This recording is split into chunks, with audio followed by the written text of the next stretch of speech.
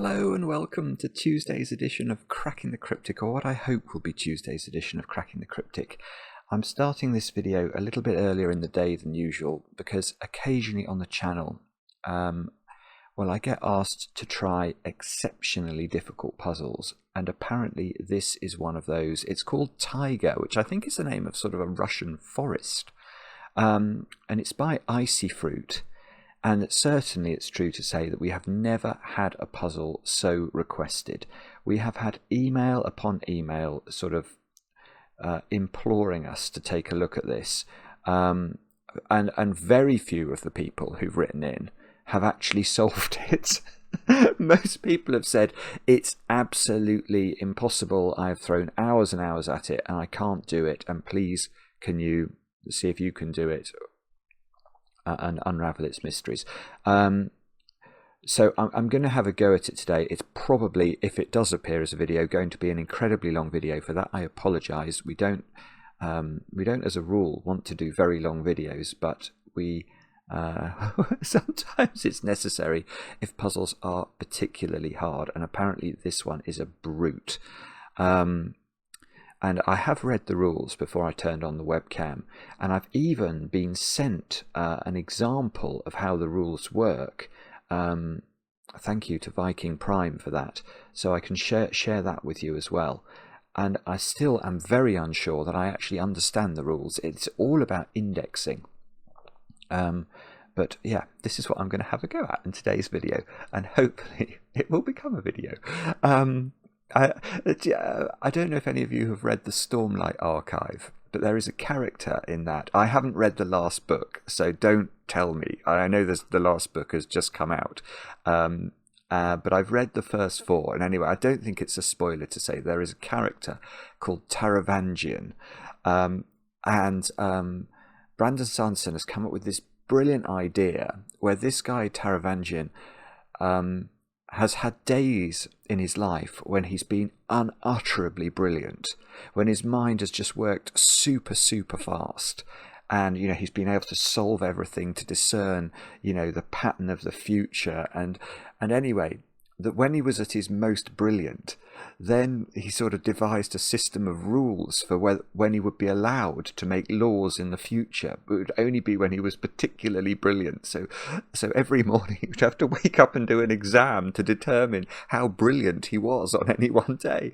And I often think to myself, I wish I had that sort of test available to me, so that I could know on the days that I attempt the very, very hardest puzzles, I was having a brilliant day rather than just, a sort of slightly dreary, inadequate day. Anyway, we'll see if today, which version of Taravangian I am.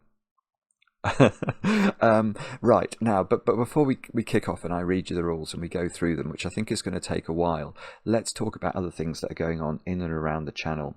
On the 1st of February, so just 3 days ago, we released a brand new competition over on Patreon. It is a Sudoku hunt from the Paint by Numbers Institute, and I've got the list of solves up here. So this was as of yesterday. So how many was it? 213 patrons had solved all 11 of the puzzles. Let's see if that's changed. 213. Yes, it's gone up by another 100 and something, 117. Absolutely phenomenal.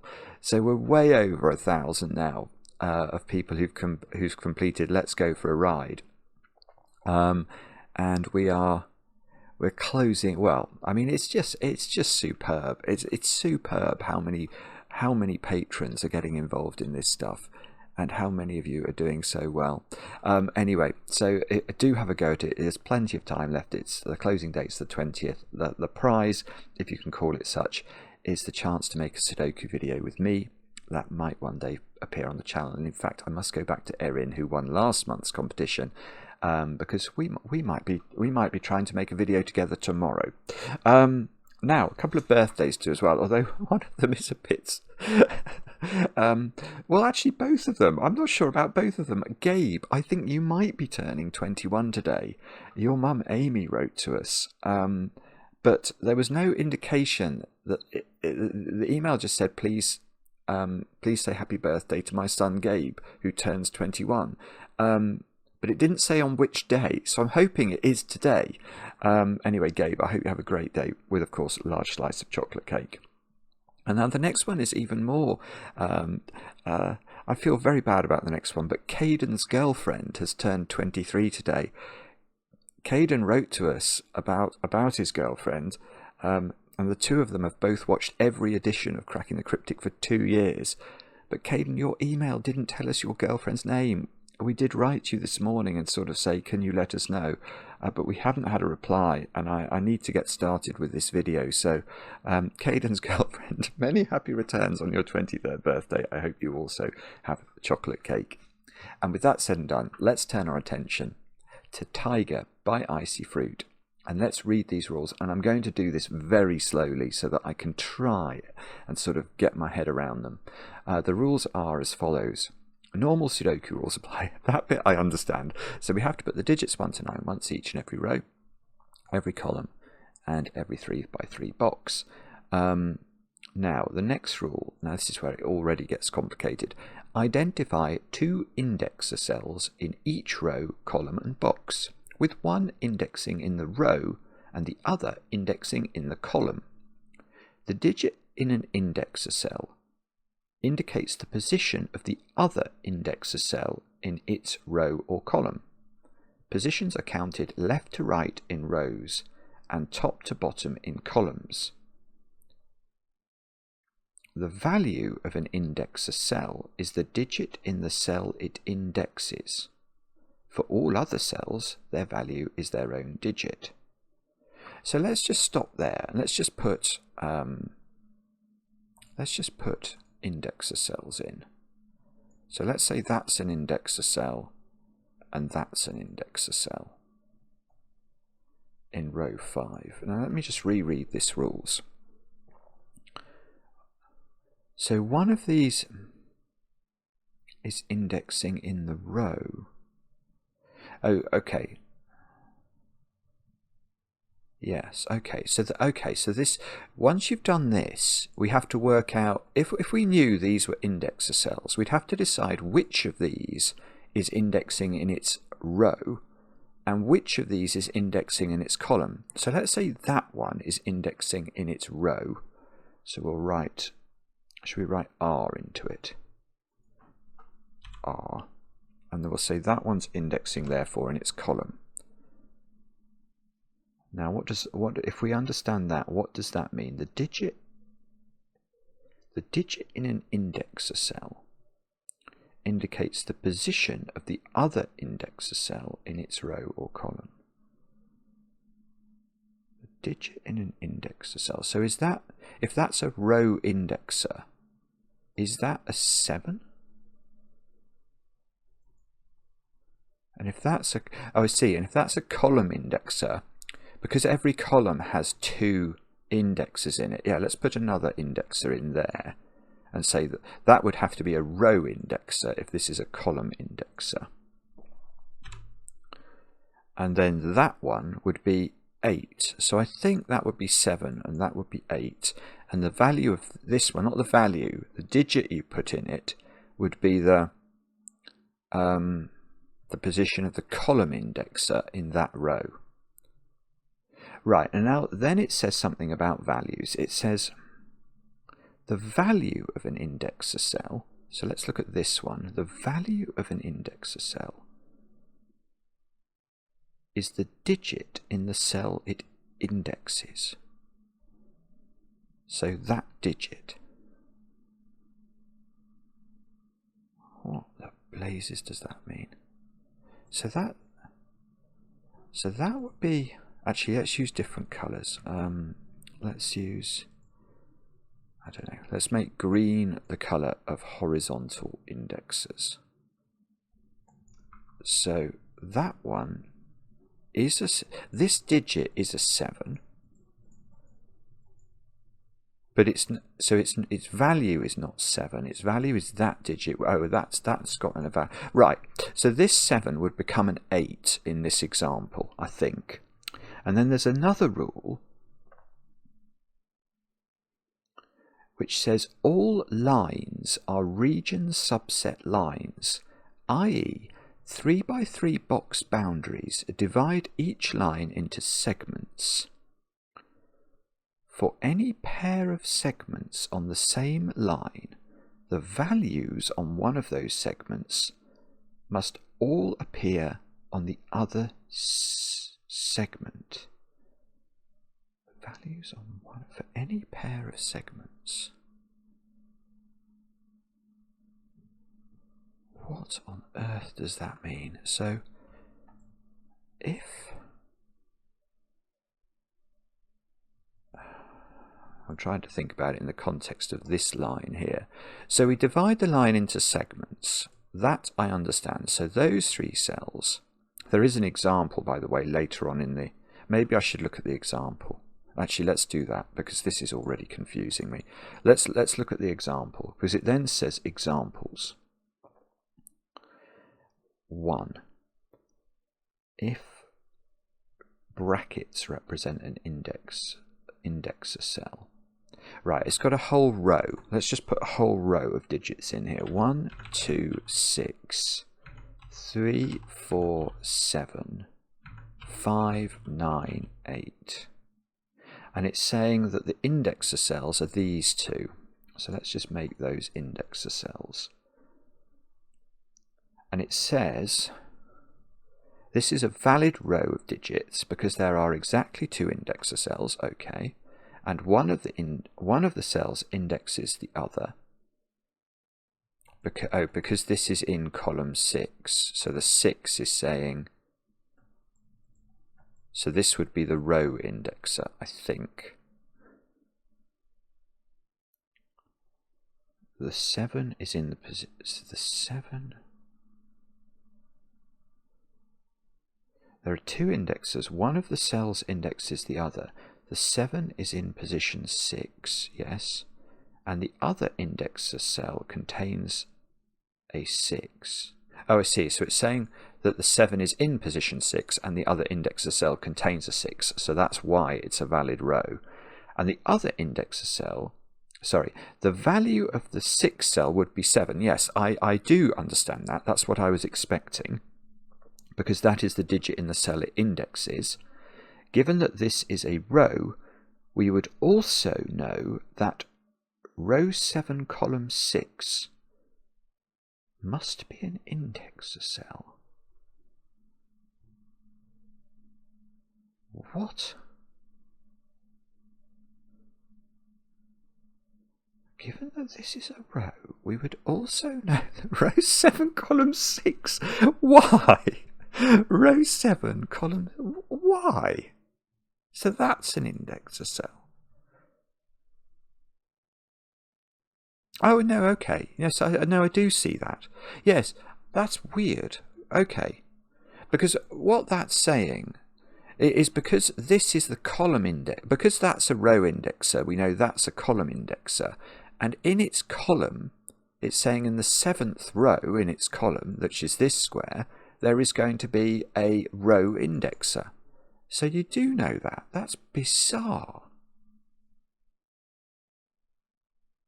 That is absolutely bizarre. Okay, but I do understand it. But there is another example, 13 minutes in. A region subset line could contain the digits 189898918, where a dash represents a box boundary. Okay, well, let's just... is there actually a line that has this profile? So it's a 3, 1, 2, 3 line.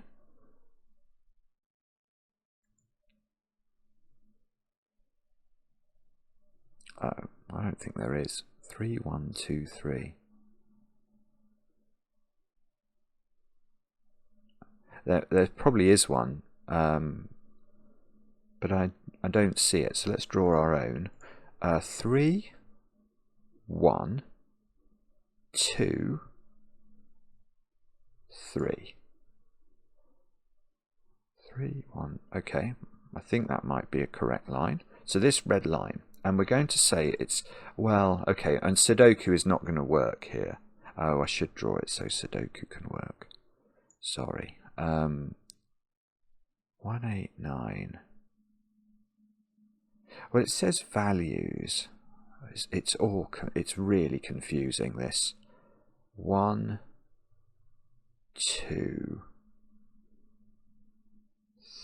3.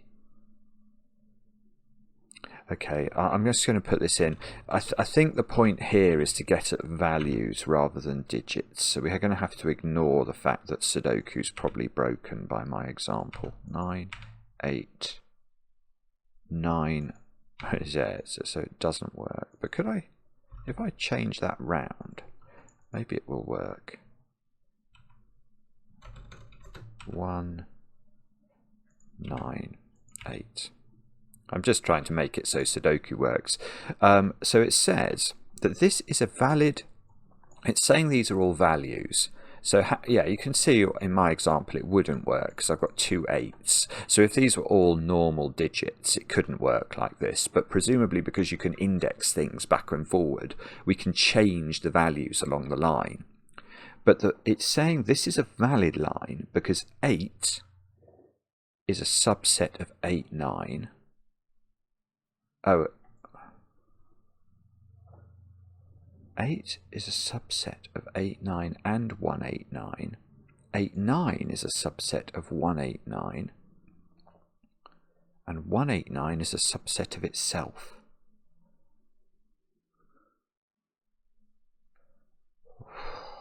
What on earth does that mean?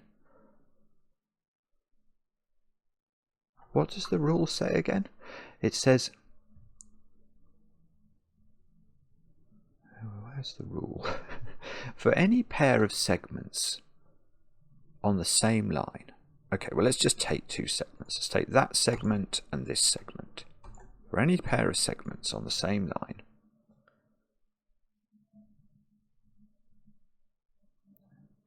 the values on one of those segments must all appear on the other segment. For any pair of segments, the values on one of those segments must all appear on the other segment. Well, that does work. 8, 9 does appear within 1, 8, 9. 8, 9 does appear within 1, 8, 9. Oh, I see. And so if yes, okay. So if you compared those, if you compared the orange and the purple segment, it's still fine because the values, you take, those are the 2 segments. The values on one of the segment have to all appear on the other. And the values on that segment is just 8. And that does appear within 8, 9.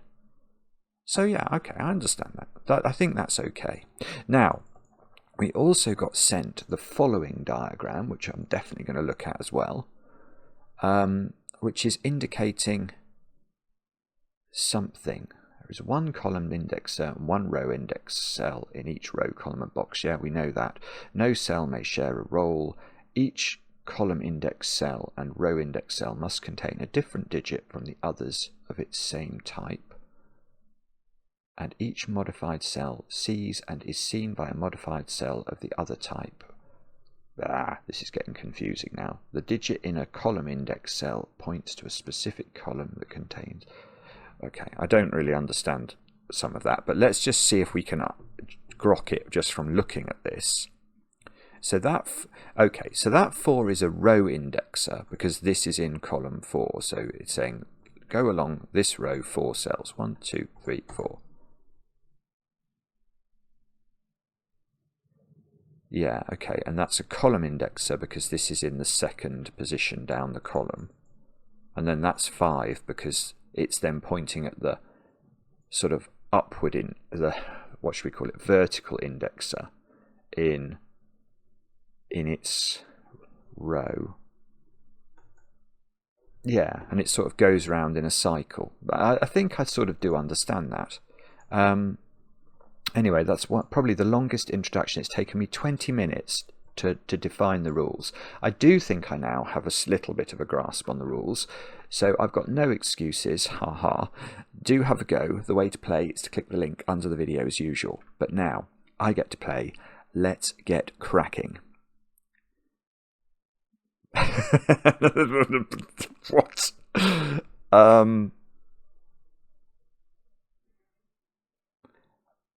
Okay, I realise now as I say let's get cracking, I don't really know what I'm doing, do I? So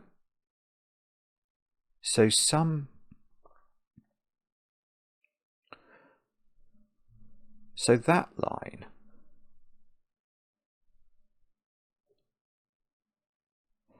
yeah, I mean from that line's perspective, you're comparing this cell with those cells, and we are claiming that they have the same values on them.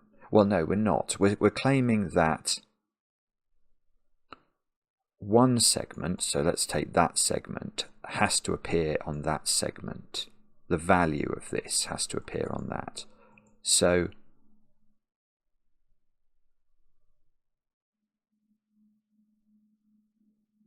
the value,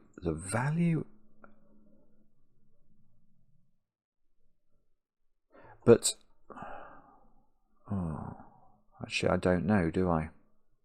So I was going to say this has to be a funny digit, whatever they're called, an indexer cell, because how could it appear on there from a Sudoku perspective? But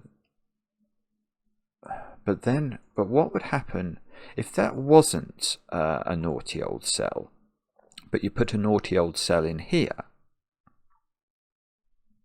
That would be okay, wouldn't it? So in order to repeat a value on this 4-cell string, it's not necessarily the case that this cell here is naughty. In fact, could you have 2 naughties on it? If you had 2 naughties on it, oh goodness knows what that does. If you have 2 naughties on it, one of them, no, don't think so, because one of them would be changing its value to something else in its row, I think. Let's just put values on here. Let's just put the digits 1, 2, 3 and 4. I mean, because from a Maverick's flying over, but from a Sudoku perspective, that is totally what these digits could be. I say that without considering indexing. I'm just going to say I'm going to put the digits 1, 2, 3 and 4 on this line. Now clearly we can say, looking at that, I have not repeated the values of this on there, or that on there, but that seems far harder to do. Yeah, we couldn't change all of those to be value 1, could we? That's not possible, because even yeah, okay, so even if you mess around, yeah, here's a funny old point. If one of those is a horizontal indexer,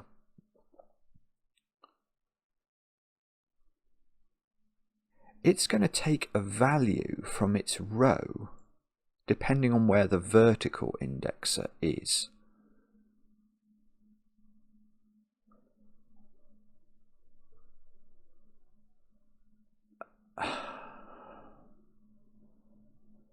I feel like that's a problem.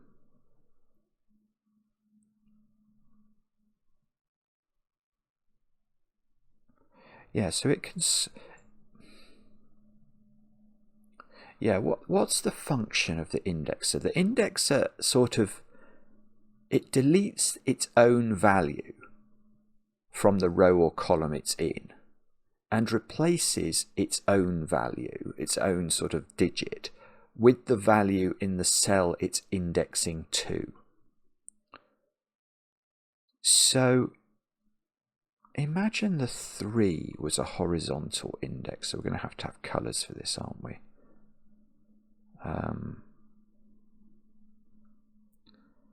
Say orange. Okay, so that's going to be a horizontal indexer.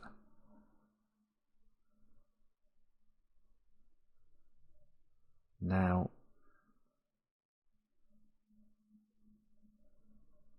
it's going to not be a 3 anymore, and we need it to be a 1.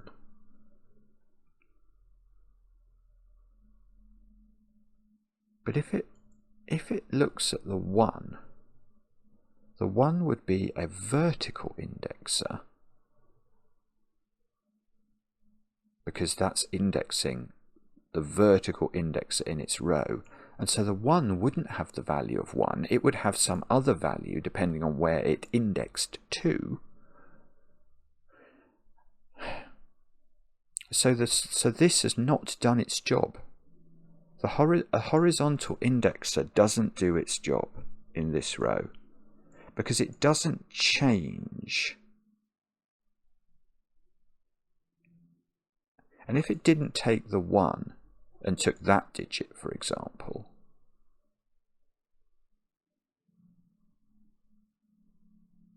so let's say that was a horizontal, that's a vertical, so this is a horizontal, this is a vertical indexer.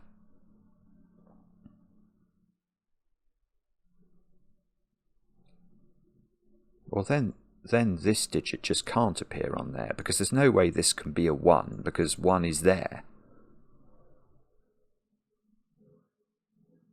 Yeah, so I don't think a horizontal indexer works at all in this panoply of digits. It's actually positively not useful. But hang on, one other thought. What would happen if that was the vertical indexer?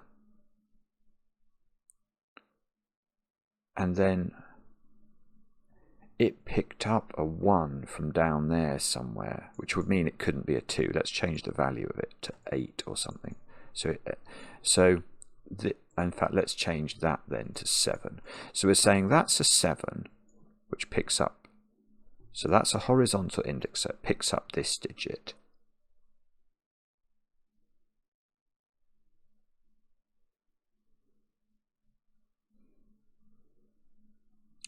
Now this 8 goes off down there and picks up that digit. And that was the point we saw. That is in row 8, column 7, isn't it? It's weird. So the last 2 indexers in the cycle pinpoint the position of the next. They sort of coordinate the position of the next indexer in the cycle. Yes, so now, so if you could do this, then you'd know that row 8, column 1, or is it row 1, column 8? No, this would be going to the 1. This would be going over there. And then that would be, it would depend what digit this was as to where it would go next. Okay, but what we've now learned is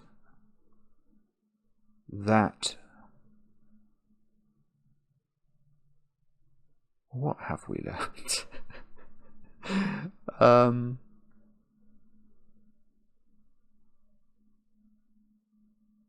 We've learned that it is possible to replicate this value on this segment by using, but you have to use a vertical indexer.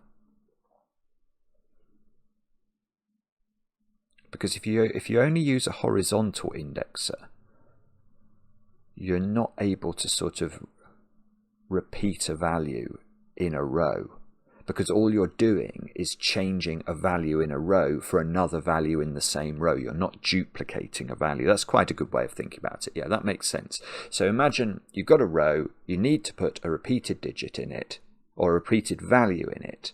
To generate a repeated value, you can't muck about with horizontal indexers, because if you do, you're not generating a different value.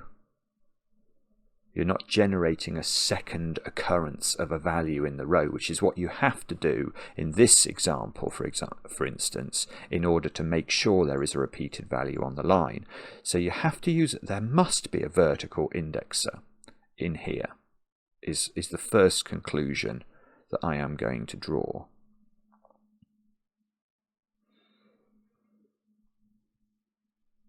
And if you know that,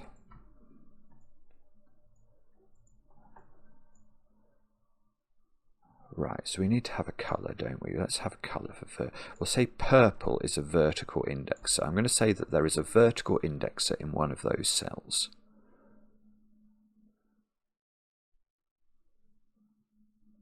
Now,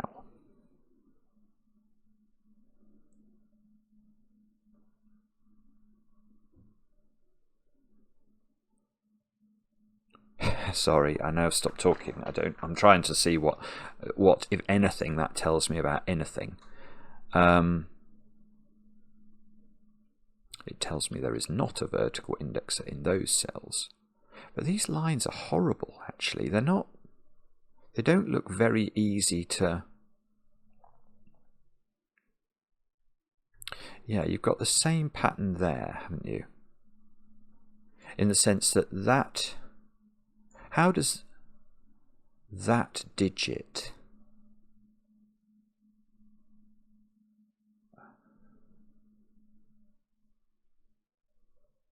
Well, yeah, I think it's also necessary for those digits to include a repeated value. Because if they didn't, there's a mismatch in the sets, isn't there? These two values and those three values, these are in the same column, so these are not the same. These are not, when we look at the digits in those four cells, they're going to be different digits, and yet either those two have to appear on those three, or these three somehow have to appear on those two. I'm not ruling that out, by the way, because it's so strange. I'm sure you could repeat a value within those three cells. If you had a horizontal indexer, if that's a horizontal indexer, so say these digits are 8, 9, and that's a 7. But it sucks into its... So say this was this was an 8. Then I've got 8, 8, 9 here. Oh, I don't know if I can put 8 and 9 on here, because that digit would have to be something else. So maybe I can't.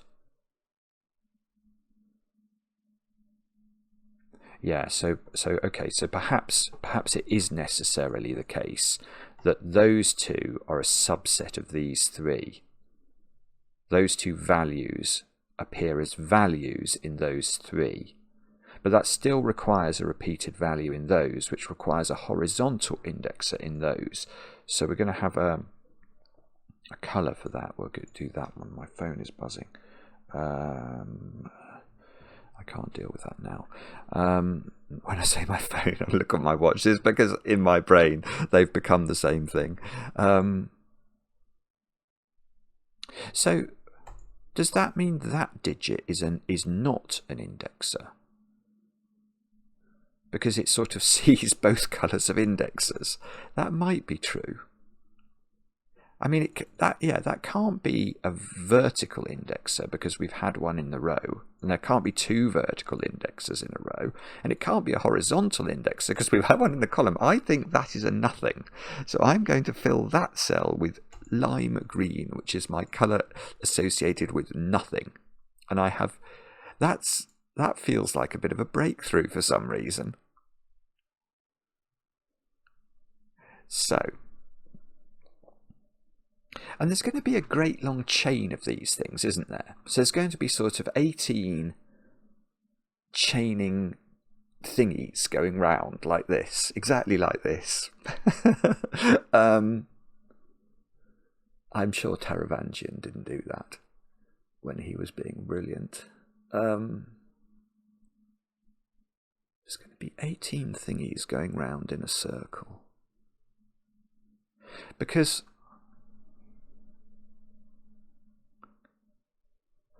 so how does it work? Let's sort of go there to there to there to there to there to there to there to there to there.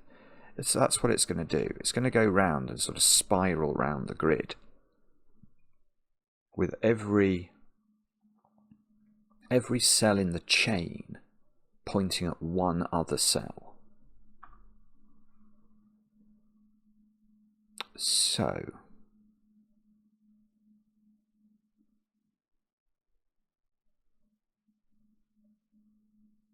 let me just think about that. So let's just look at those two cells. Let's imagine that is a vertical and that's a horizontal. Then we know the rest of this column is nothing. And one of these digits, that one is going to index the other because that's vertically indexing. So that would be a 9.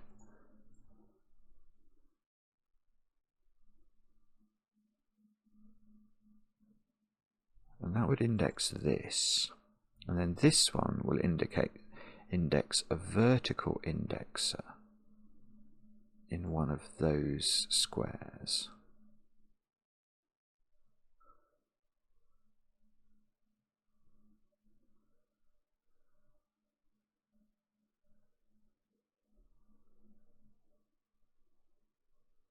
Yeah. Okay, so here's another point which is probably obvious to all of you, but it's not been obvious to me. But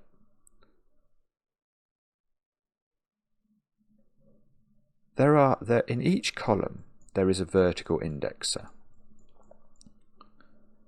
But there's only one horizontal indexer in row 9 of this grid. So I think exactly one vertical indexer will contain the digit 9. And in my example, that must be in this column because that is where the horizontal indexer is, in row 9 of the grid.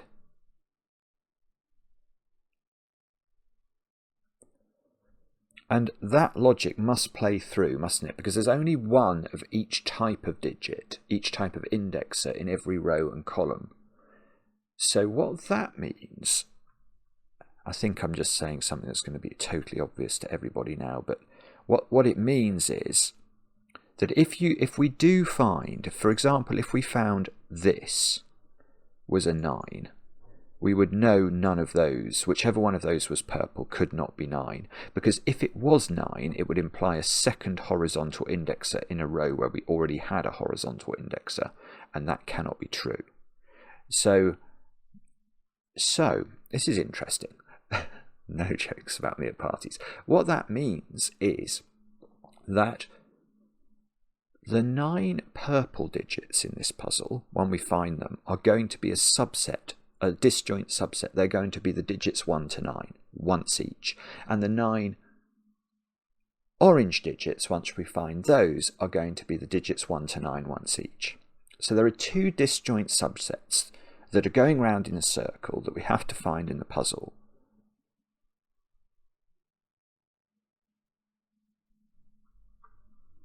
But you can only have one in each colour. Right, okay, so now I should get rid of this because that's not helpful. Well, it was helpful. It did clarify something for me, so it was helpful. So how, actually, where my cursor is at the moment, how does that work?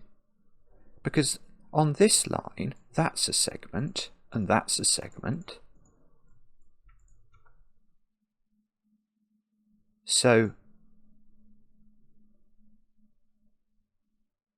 again, I keep coming back to this, it's the way I'm sort of thinking about it, but if I put 1, 2 and 3, so from a Sudoku perspective, it is clearly true to say that unless there was an adulteration in these 3 cells, it's not possible to say that the values on that are a subset of those. It's just not possible. So there must be. Now, is it definitely a vertical indexer within these cells? If there was a I think it is. I think it's the same as this. So if there was let's just make that a horizontal indexer, just so I can think this through again. If this was a horizontal indexer, then it disappears because it's replacing its own value with whatever it's indexing to. So it disappears from the panoply of digits and it's replaced. But it can't replace one of those. Or can it? No, it can't.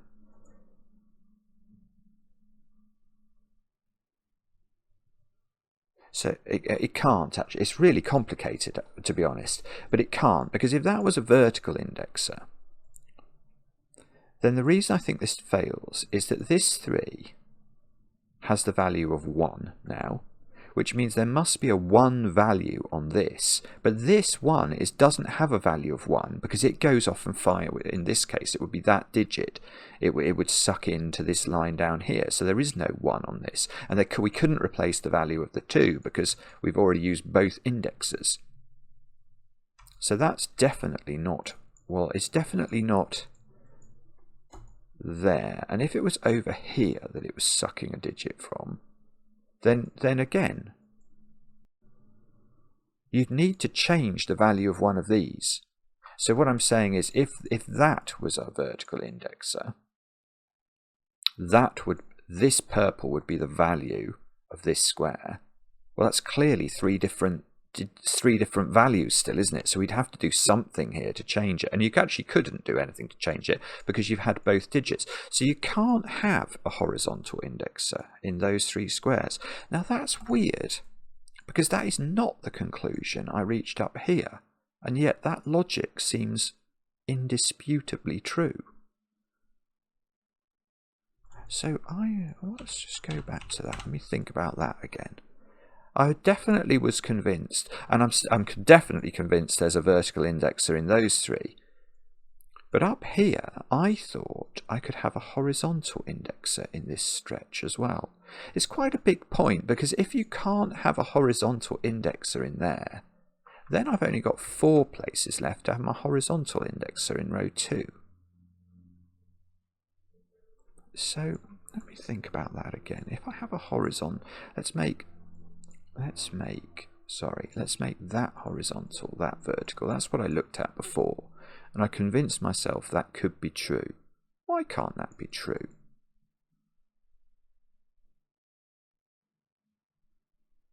All I'm trying to do is to get that value on this line. So if that index is that, and this pinches that digit from wherever it indexes. I mean, the digits are wrong here, but the principle is that I can replace this value with another value in this column, which could be that digit.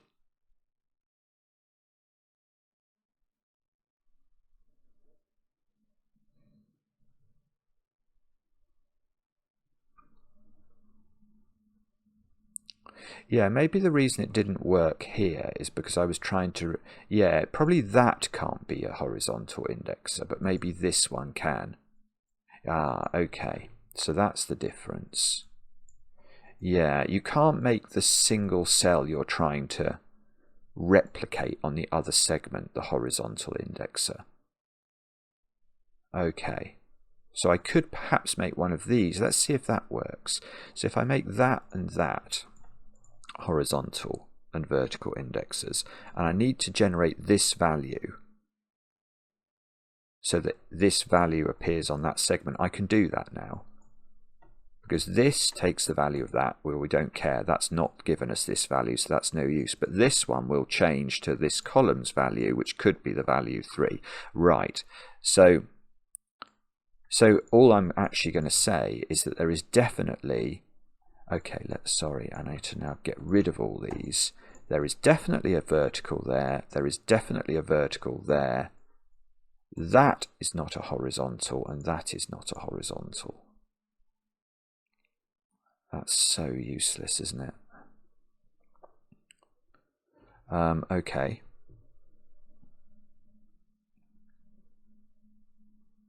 I don't really know how to... How do you... Noting that's not a horizontal is probably not the most brilliant deduction ever.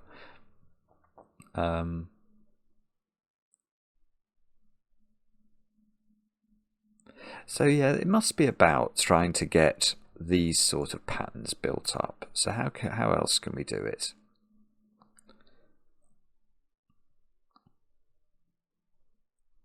Yeah, I mean, how does this work? There's something going on there, isn't there?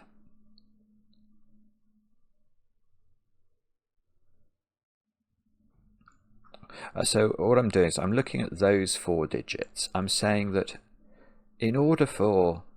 So this is a segment, and that's a separate segment.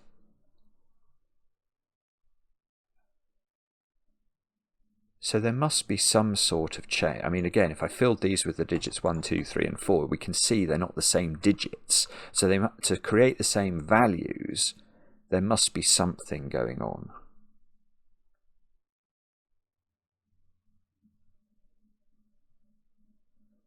But then I start to think about how we could create, and there seems to be an absolute festival of ways you could create repeated values.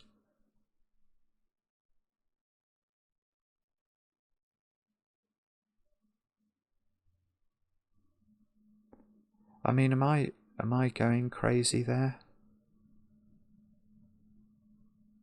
I mean, I suppose I can't have vertical values here. But if I had a horizontal indexer in either of those cells, it could pick up, say, that digit. So let's say this... Oh no, because it would go and get that digit, wouldn't it? If that was... Oh, that's interesting. Yeah, okay, so if I do have a horizontal... I was thinking it could get that digit, but it would have to get one of those digits because there's only 2 of each indexer, or there's 2 indexers total in a row. So if either of those is an indexer, it's picking up a value from here, but it could be picking up that cell, for example. Yeah, so say that's a horizontal, it picks up that. Then if that digit and that digit are the same, we're fine. We've replicated that. We've replicated this segment is a subset of that values on those segments. Whatever we do with these 2 squares, just providing that isn't an indexer as well, which changes its value somehow. But that would be a very simple way of doing it. But I think there are loads of ways. I think any of these could change to be that value. I think.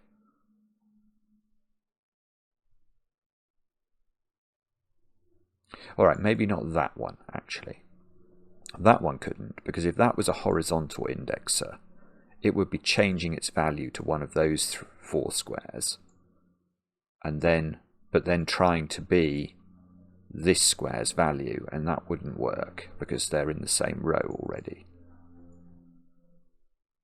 So maybe not that one either. No, I'm not sure about that. If that was a... No, that's wrong, I think. If that was a horizontal indexer, that couldn't be a vertical indexer, because then it would duplicate this value, or there would be... That value's already appeared in the column. So I don't think you could have a vertical indexer there. I don't think you could have a horizontal indexer there, but I think you could have a horizontal indexer there. Oh, good grief, I don't know. So there's some... Alright, but I mean, it's true to say there's something in those. There's at least one thing in those 4. So I should have something to indicate that, shouldn't I? So should we have a colour to indicate something? Maybe blue. No, I'm going to go for dark green. So there's a something there, don't know what. Yeah, there's going to be a something here as well, isn't there?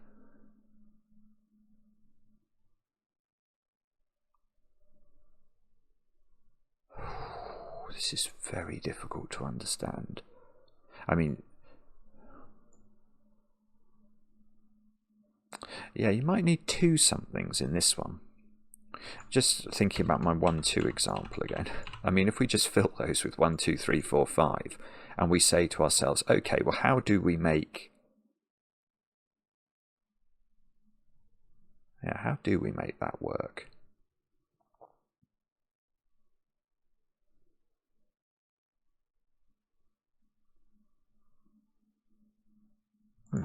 How do you make that work?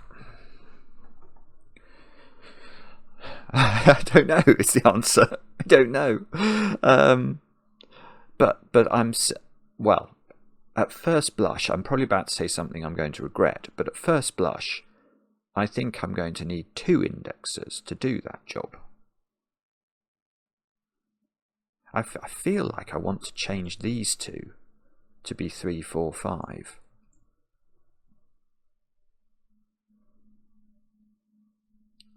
Now if both of these were indexers,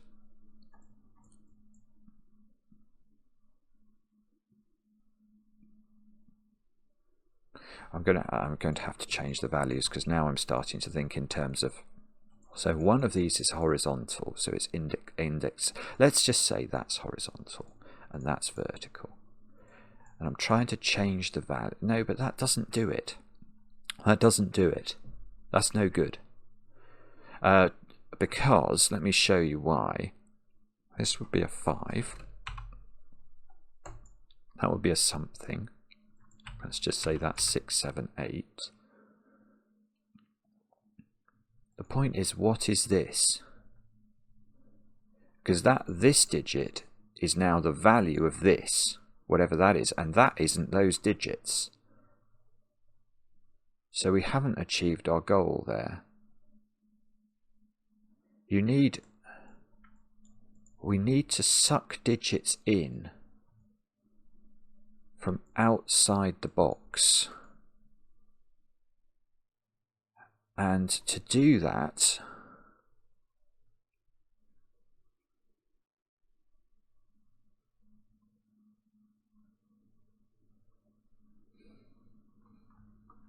but if you can't change both of those, I can't. Oh no, maybe I can. Yeah, maybe I can actually. Let's go back to my example. So what I'm thinking is, can I get the digits 1 and 2 on this segment?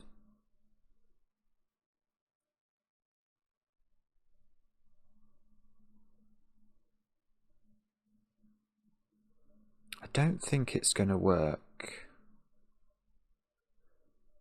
If I change... Oh no, that works as well. Oh, good grief. This is very, very confusing. Because what I was about to say is, okay, so I need 2 on here that can't index each other. So I wanted to say that, because I don't think you can do those 2. Because again, one would index the other and it wouldn't pick up a value from outside the box. So if I'm trying to get the values of 1 and 2 onto this segment,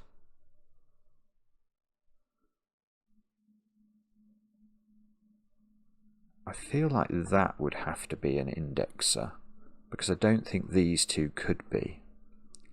But what I'm slightly worried about is, what if this one changed to become a 5, for example, and this one changed to become a 2 somehow, then this segment would be 3, 2, 5, and this segment would be 5, 2, and that one would be a subset of that one.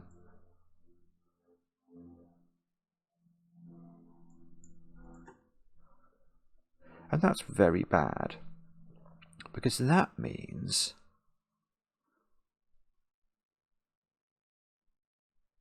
how on earth do you do anything here? Is it to do with this somehow? No, I don't think it is. I mean, if, for example, if I change... Oh, I can't change both of these. I've already worked that out. But I was thinking, you know, could I just put 1, 2 there and that would work? I can't change both of these because one would index the other and wouldn't bring in a value from outside the box. So I definitely do think there's at least one change on this sequence.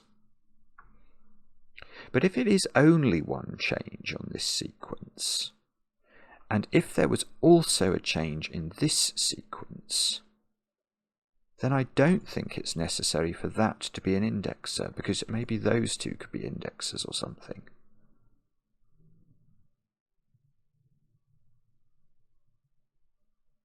So,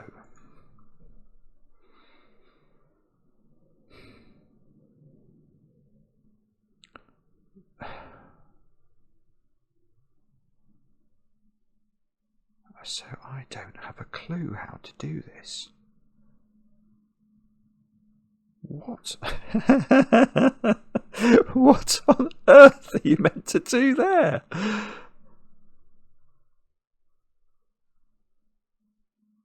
How? I think that there is... I mean, okay. Alright, okay, let's do something else then. Do I think, and I might think this, do I think there are 2 indexers in those 5 cells? Yes, I do. I cannot see, I mean, just look at it. 1, 2, 3, 4, 5. It's going to be something like that. These are going to be 5 different digits, and I have to make one of these segments a subset of the other. I cannot do that with only one change. Now, that is true. So these are definitely lime green. These, I don't know. I don't know what that means. These are lime green. So that is plain vanilla. And if it's plain vanilla,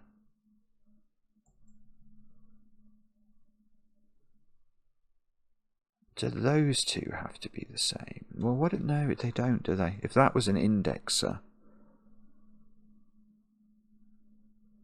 I mean, okay, it's true to say those two have to have the same value because they are both a single cell segment.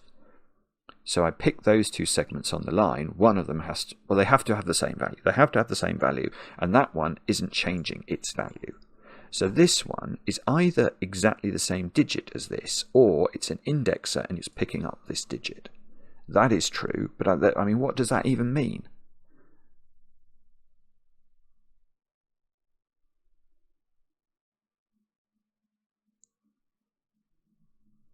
I don't think I'm going to solve this. I don't think I understand it deeply enough. I think this is a puzzle that you have to be sort of a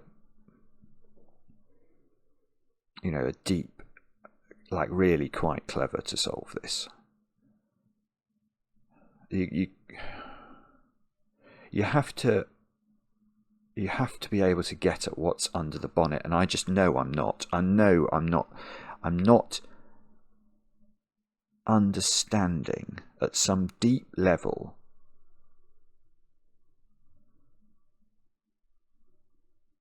what this means. Is it going to be something like, and I hope it's not this, that if you, I'm trying to think of a good example.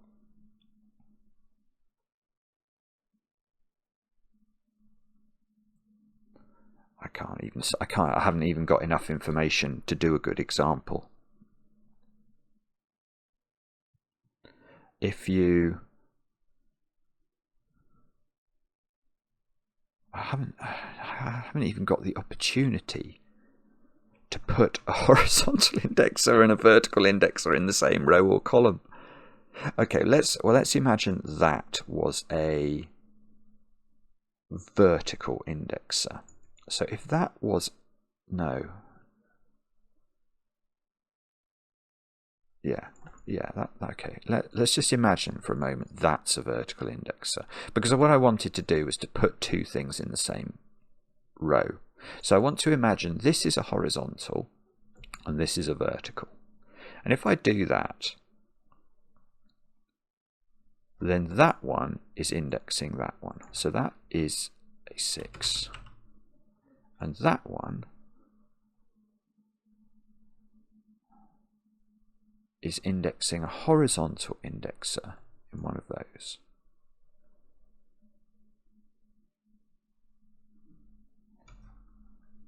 So say it was there. So this would be a 1.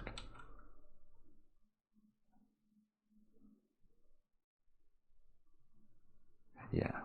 Okay, and that makes sense because we worked out earlier that the last 2 in the sequence index the next one in the sequence. So that is row 1, column 6. And then this one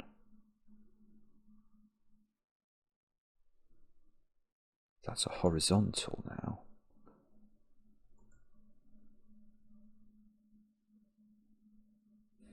I don't think I'm learning much from the. Well, I'm learning. I mean, the problem is that this is all total nonsense.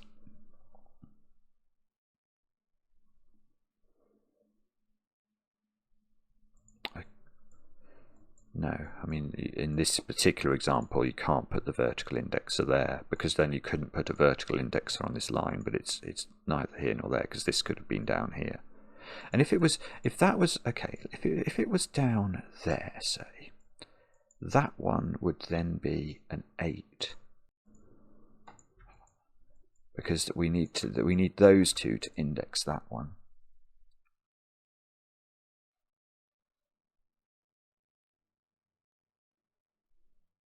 Right.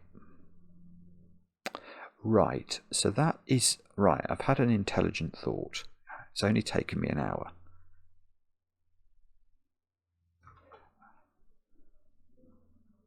So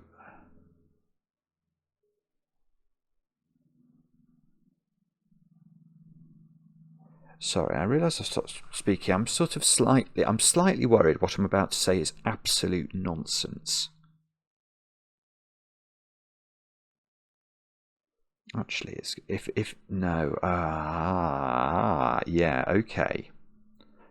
This is going to be right, and I can see why it's going to be right, because it's going to do magic in that box. Right.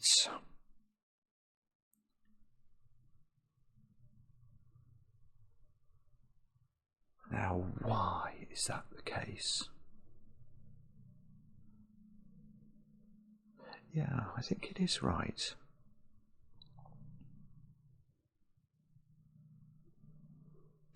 Yeah, okay, here you go. Here is what we're going to do. We're going to take these out. So this one is not a vertical indexer, it's not an 8. I don't if it turns out to be an 8, that's not my fault. I'm not thinking about that. I'm going to take that out. Instead, I'm going to look at that square, and I'm going to say, could that how would you index that square in this puzzle? So how did we end up in that square? If that's an indexer, how did we end up there? And I don't think you can, but I might be wrong. So let's just make this a vertical indexer for a moment, which means it's being indexed by a horizontal indexer in this row. And that means that wherever that horizontal indexer goes in this row, it is the digit 8, and it doesn't matter where we put it. Let's say we put it there. That would be an 8, wouldn't it? But here's my question. That means in this column, I've got a vertical indexer that contains what digit? And the answer to that is 8, because this is in row 8.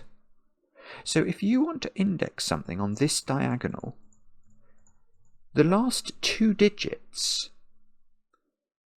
in the index chain that you will build will be the same digit, and they will be in a same row or a same column. You can't do it. You just can't do it. And look, that's going to be really cool for this, because I don't think any of those... Well, in fact, let's do it. Let's convince ourselves it's true. Let's make that a horizontal indexer. How? How have we done that? If it's a horizontal indexer, it is being indexed by a vertical indexer in its column. Let's say that's here for the sake of example. So this would be a 6. But this vertical indexer is being indexed by a horizontal indexer in its row. And this is in column 6. So the horizontal orange digit there will contain a 6. And it can't contain a 6 because we've already got a 6 here. So it doesn't work. You cannot, in this puzzle, because of the way that indexing goes round in a cycle, anything that has a coordinate that's of the form 1, 1, 2, 2, 3, 3, 4, 4, 5, 5, 6, 6, etc., 7, 7, 8, 8, 9, 9, I have to complete the sequence, cannot be an indexer. And that is going to make me do this, and that's exciting, because now, in this box, those two are indexers. Because we needed different indexers for this line. Now, unfortunately, I have not got a Scooby-Doo which one is which.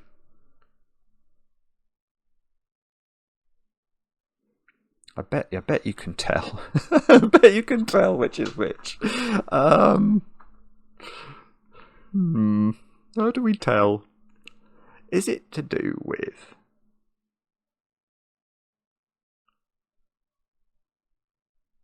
I feel like it's hard for that to be a vertical indexer. That could... I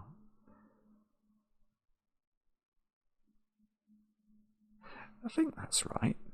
If that's 1, 2, 3, 4, 5 again. And I need... So one of these digits... Yeah. The point is that something has to convert to the digit 1 here. 1 is clearly on this segment and is not changing.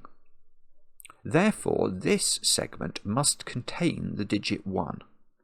How do we put a digit 1 on this segment? I mean, actually, this is beautiful. The logic is just beautiful. How do you put a digit 1 on this segment? And the point is, if this was a vertical, the only 1 in this column is there, which is not an indexer. So that you can't get this 1 with a vertical indexer. That is a horizontal indexer. And it is, therefore, that's a vertical indexer. And that's true, I think.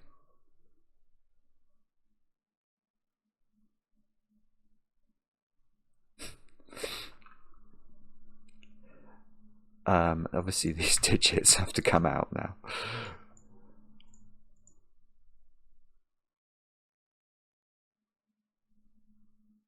So this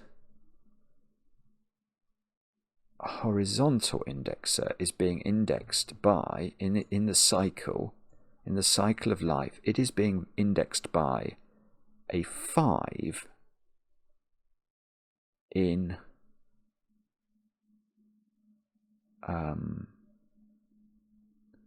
column 4, because this is in the 5th row. So there is a 5 in one of those. And that is being indexed by a horizontal indexer in its row. And that is in position 5.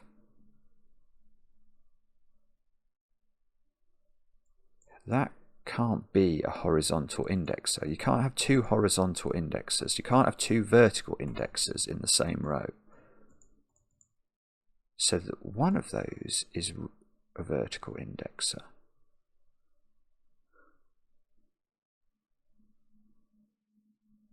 And there's where did we say the 5s were? In here and here.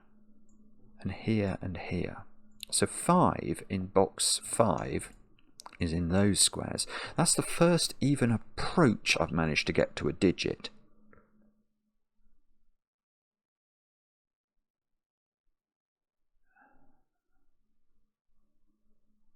So, and that digit, whatever that digit is, let's give it a moniker. In fact, we'll make it a central digit. I'm saying that digit is the digit A. I am saying that that digit is being indexed by this horizontal indexer, because this segment needs A on it. So A is in one of those. I mean, is that a sensible thing to do? So what's that one doing then?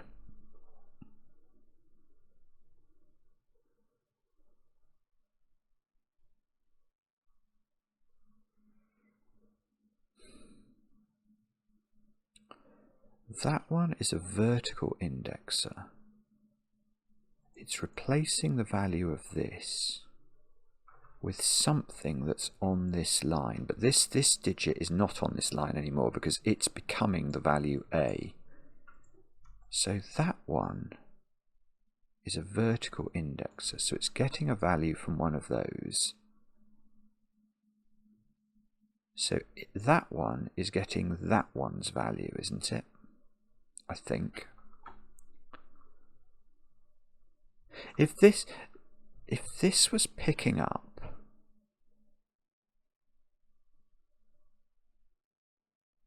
this one's value, it would be that then that there are 2 of that value in the column. There can't be by Sudoku. So that one is picking up that one's value.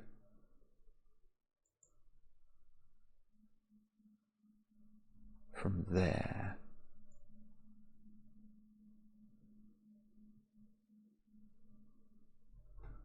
I think.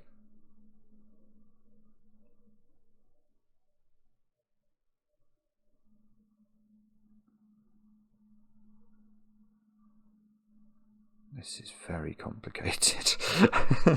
This is very, very complicated. And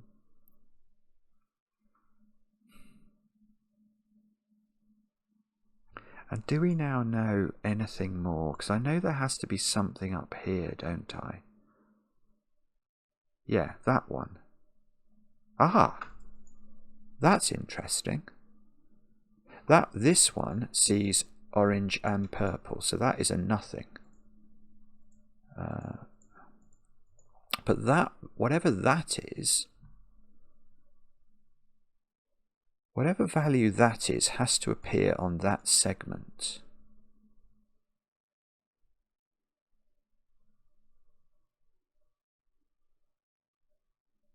So hang on, let's just give that a value quickly. If that's B, let's put it in the middle. If that's B,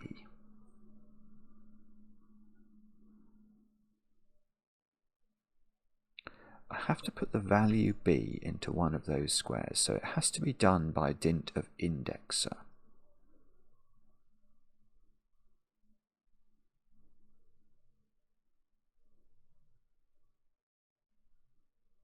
Yeah. This is beautiful. I've got something.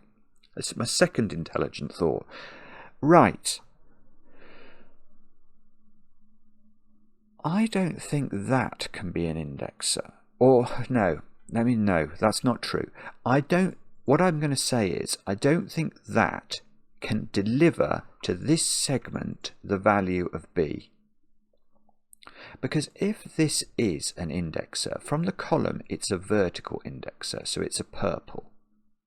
Which means the digit it's allowed to pick up in this column, well, the digit it would pick up, it would actually be a 5, wouldn't it? Because it would be indexing this. But it's not picking up that digit, clearly. So that is not the mechanism by which you get B onto that segment. Now the weird thing is, if you make this a horizontal indexer,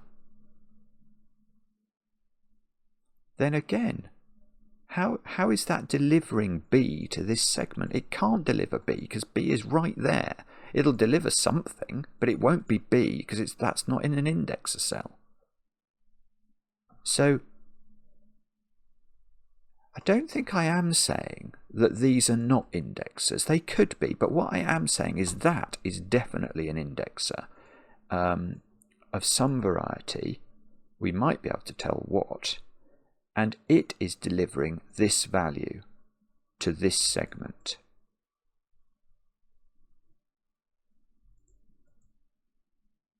Now, if it was a vertical indexer, it would get rid of those. It would put that as a vertical indexer. Oh, and that would have the same value as that one, wouldn't it?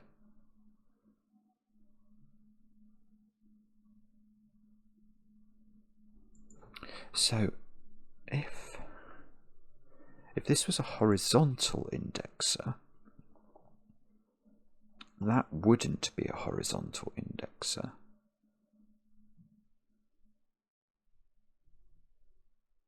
So one of those would be a horizontal indexer.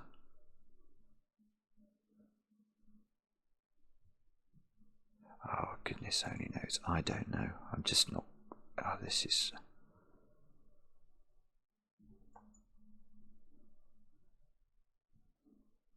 It was probably something to do with this line here.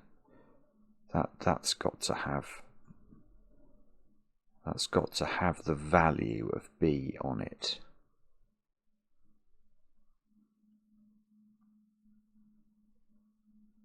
If that's a vertical indexer, does that mean there's a vertical indexer there by Sudoku? You can play Sudoku with vertical and horizontal indexers, because there must be a vertical indexer in column 4. So if that was a vertical indexer, because you can't have more than one vertical indexer in a box, those couldn't be, so there would be a vertical. So if that's vertical, one of those is vertical. If that's horizontal, it's much less clear what's going on. But that value of B also has to appear on here. But of course it could be indexed to death. We have no clue. So it could appear en clair as a B, or it could appear as an indexer. Although,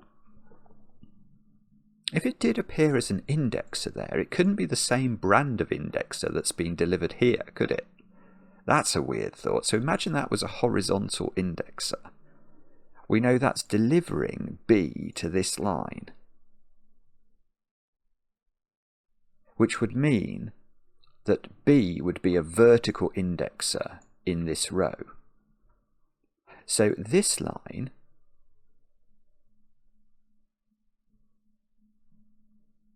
it could have a horizontal indexer with a value.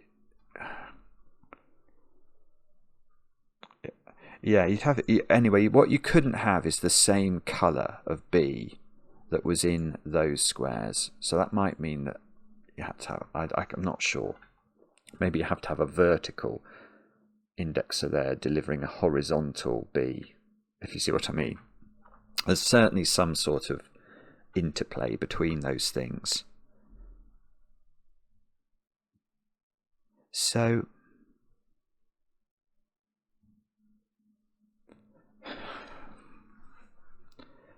I'm still nowhere, am I? I've had 2 intelligent thoughts in an hour and 15 minutes. Well, no. I mean, actually, it was 20 minutes. 20 minutes of doing the instructions. I don't think I had any intelligent thoughts when I did the instructions. Sorry, there's some banging going on in the house. Apologies if you can hear that on the microphone.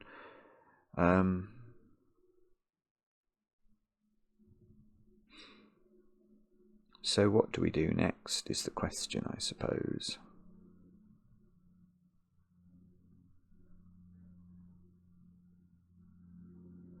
And the answer is I have not got a Scooby old do, have I?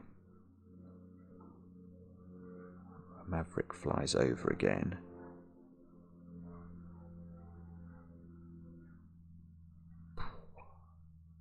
I'm looking at this,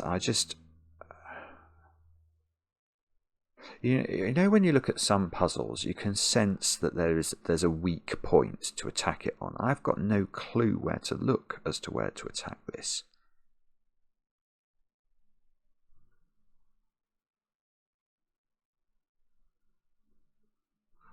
I know that digit is delivering this one's value. So let's give that a title. Let's call that C. So this one is putting C in one of those squares. And I know this one is putting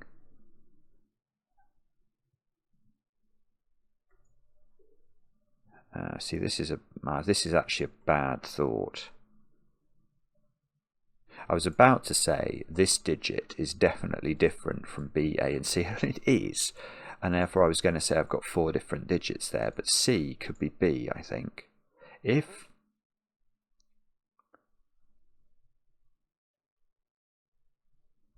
that one is being delivered by this one, so it's a digit in that column. So if that digit was down there and indexed by this, maybe those two can be the same. These are definitely different, but I'm not sure about that one. And D is either in that cell, which would by Sudoku would put D here, or it's indexed by this cell, which would put D somewhere else.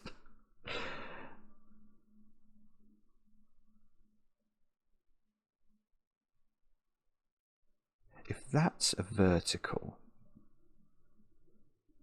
that's a horizontal.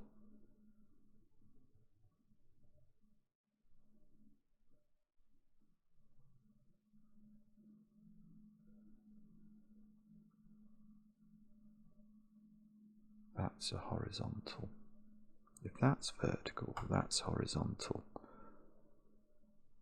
That would be a nothing.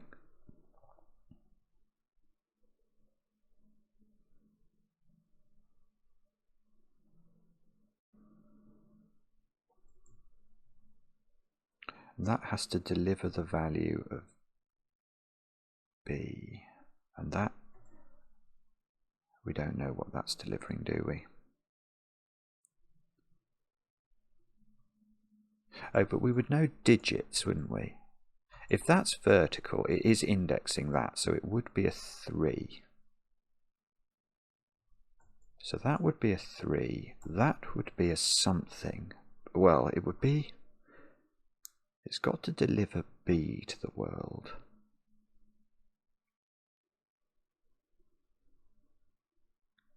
If that's a horizontal indexer delivering B, I'm just wondering if it makes it hard to put B up there if B's over here. B has to be on that line.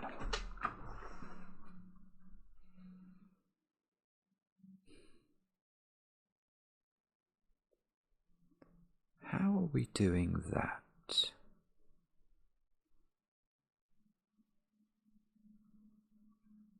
That feels very difficult. I can't quite rule it out, I don't think, though. What I'm thinking is, if that's vertical and that's horizontal, delivering B, does it have to get B from here? That would allow us to put B up there, just an enclair digit.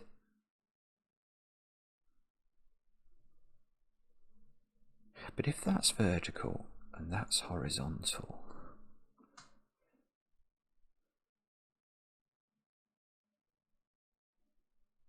I think I need to just think about this. If that's horizontal, can either of those be B?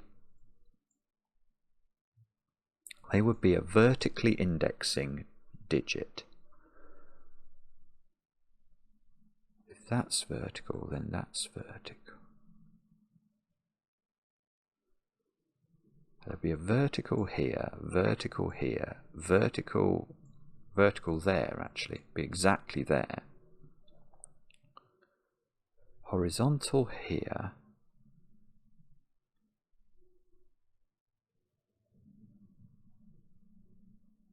I'm not sure. I'm not sure where the other horizontals would be.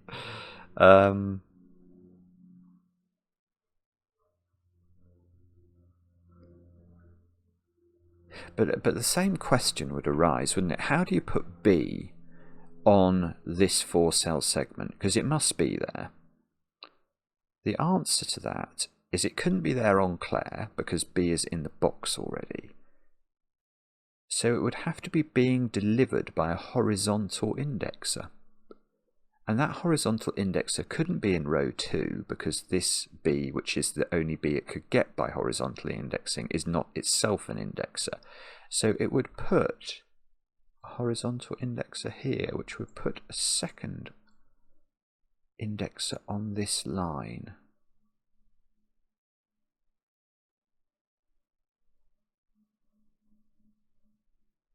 And that's the point that we thought about earlier. I think I thought that could happen.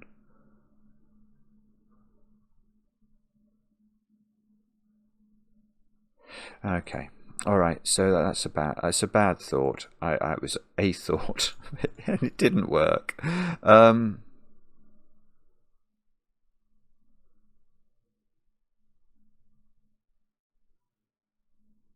Good grief. I mean, how do you do this then? So if that was vertical, that wouldn't be vertical, that wouldn't be vertical, that would be vertical, delivering the value of D.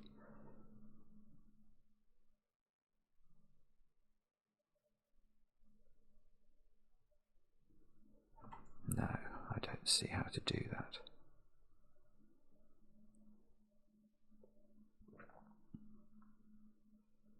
Do we somehow know what this line has on it? That's a horrible thought.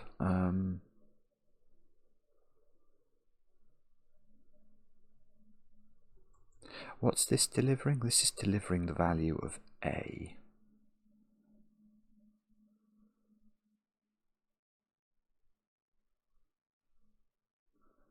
to this line.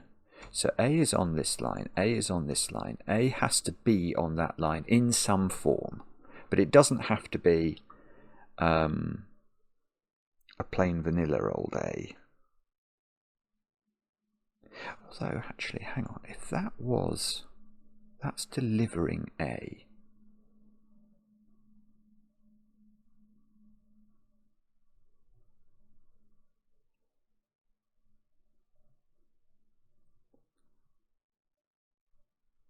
So if that's delivering A from these squares, that feels difficult.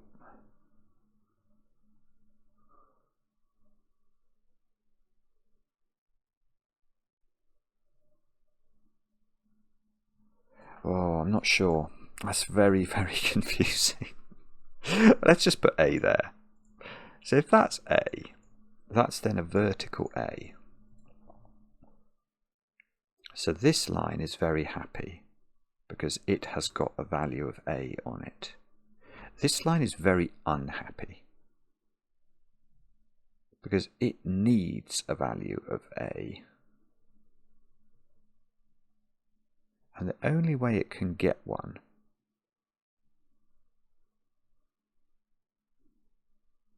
it can't get one with a plain vanilla A now. So it needs an indexer. And I think that would have to be here. And it would have to be a horizontal indexer, grabbing an A from over there.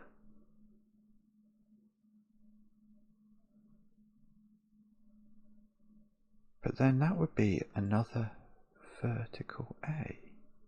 Oh, this is so confusing.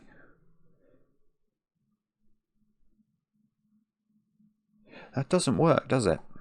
I mean, it's really hard to see. I mean, I don't know whether I'm being slow here. I probably am. But it doesn't work. But there's a principle there that I wish my brain would grasp more quickly, and it's just not. And the principle is, I'm going to do it again, try and teach my brain the principle. If this, I think this might be having to pick up an A from over here, because let's go through it again. If this digit, which is picking up A in its row, it needs it for this segment. If it picks it up from here, let's say it's here. The point is that is definitely a vertical A now, isn't it? Now, bear with me. This segment needs an A on it, and it hasn't got one naturally. This digit, well, this clearly can't be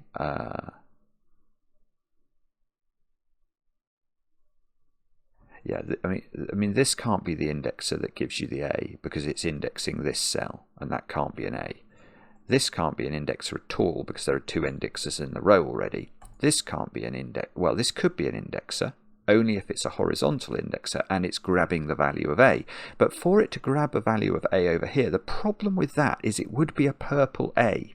It would be a second indexer in the same colour, and we worked out earlier that is not possible.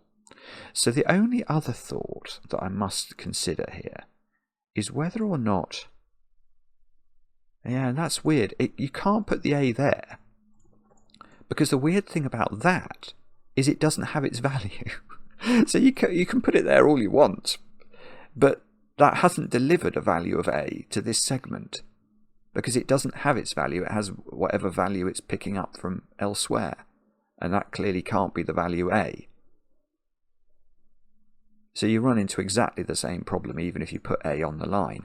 So this digit is picking up an A from over there, which means this digit is a 7, 8 or a 9, and that is a tiny deduction. And now A by Sudoku is in one of these squares, which probably has to be here.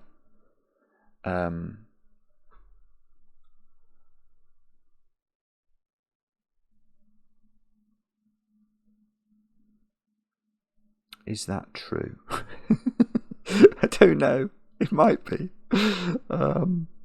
Okay, A is, yeah, A is, of course, a vertical indexer over here. We mustn't forget that.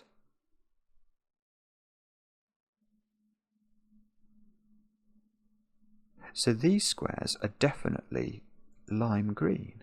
I mean, this, I know I'm doing this slowly, but forgive me. It is. I don't think this is easy. Honestly, I don't. So I've still got the same problem.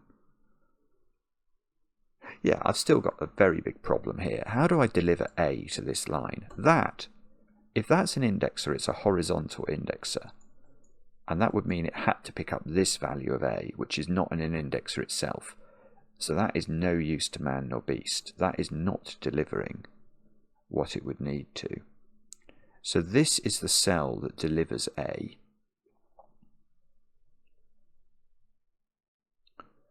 Now, does that mean it just delivers it?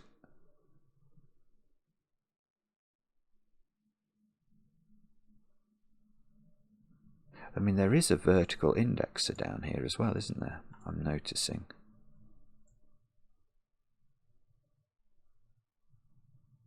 So that cell can't be the vertical indexer, because that cell is the one that delivers A to this segment, and we've already had an A in a vertical indexer. So that is not a vertical indexer. The vertical indexer is in one of those. And if this was a horizontal indexer, see, I'm less clear about that. If that was a horizontal indexer, say going to that square as a vertical indexer. No, but that would be a vertical A again. Yeah, that doesn't work. I think this has to be the value A, just normal, a natural old A. Because, again, I mean, it's really hard to do this cleanly. But if that was not itself the digit A, so it has to deliver the value A, it's going to have to be a horizontal indexer, which means that the value A is being delivered by a vertical purple A in one of those, but the purple A is over there, and that doesn't work. So that is not only green, it is the value A, and we have pinpointed something new.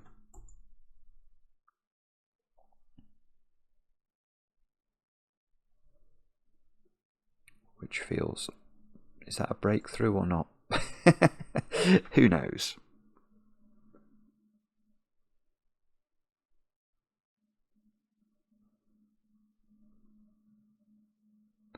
Who knows whether that is useful?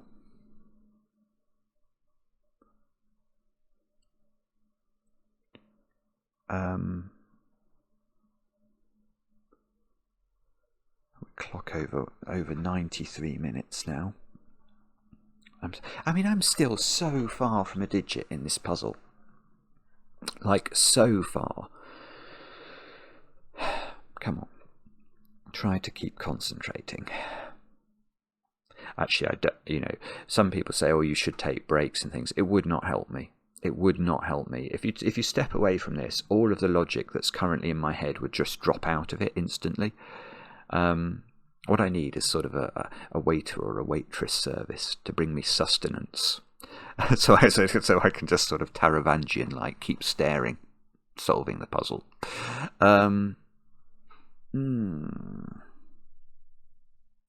Okay, so we must therefore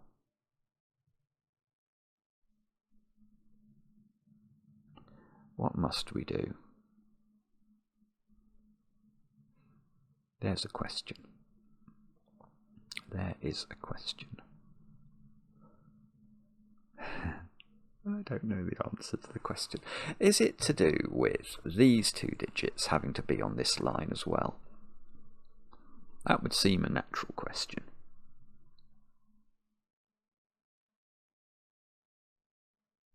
We know this digit delivers the value of... I'm actually going to put this in. It's all of those, I think. It's delivering the value C to this line. So this is going to have A and C on it, and this is going to have A and C on it. And the way this has A and C on it is via that. But this line, yeah, here's an interesting point.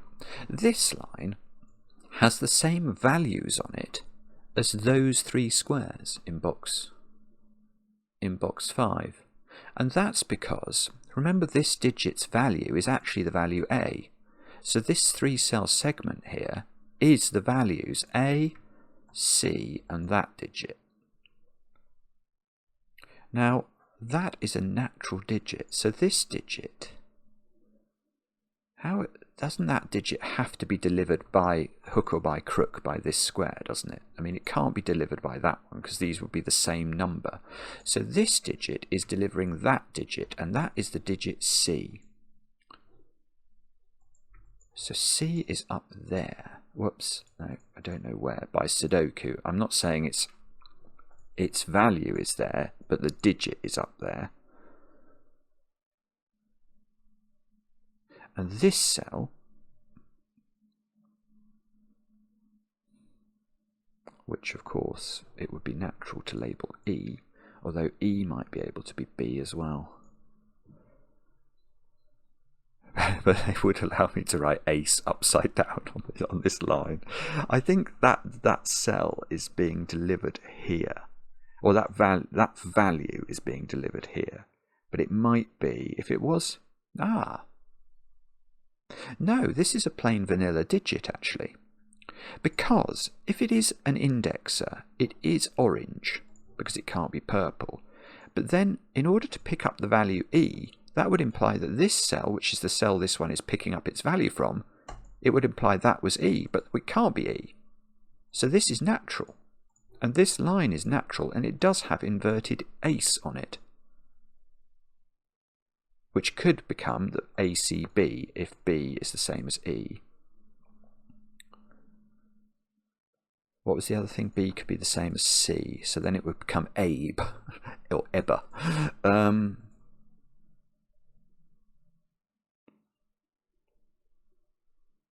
So E is down there. I mean, I might as well write it down. These are all natural.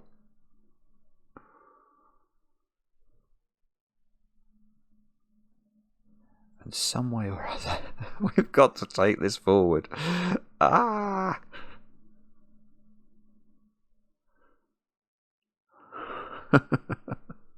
don't know how.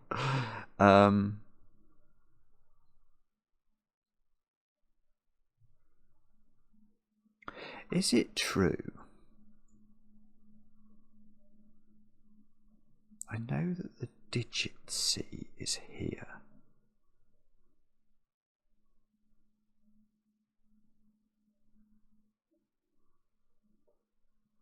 If I know there's a vertical A here,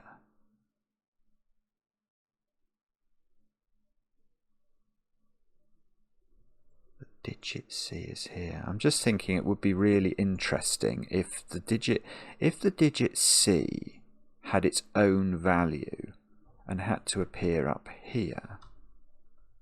That would be interesting, wouldn't it? Because it couldn't be, well, it couldn't be. Depends what this was as to whether it could be delivered by it.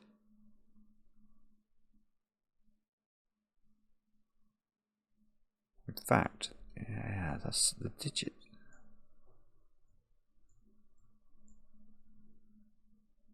But the problem is, I think, that the digit C here, if the digit C is not naturally on here, it's going to be a horizontal, isn't it? So it's going to be a horizontal thing with the digit C, which would make C5. Oh, which looks very likely, actually. Because it would be indexing this position in its row, which is the 5th column. So this digit would come here instead of C.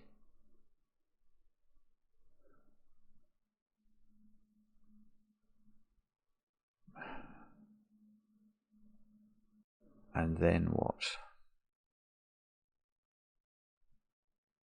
I have no idea. I have no idea.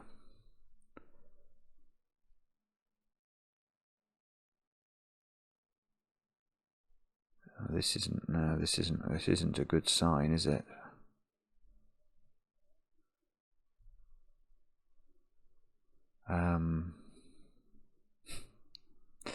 Sorry if this is obvious to everybody. It is not obvious to me. Let's get rid of that. I don't think I can do that.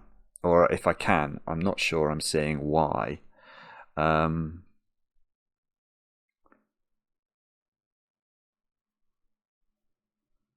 I do think it would be a delightful thing to know.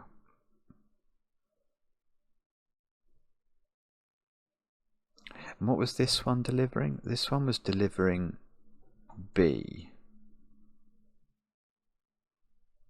But that seems to be have very many. If B and C were the same, it couldn't deliver it vertically. It would have to be a horizontal B delivery.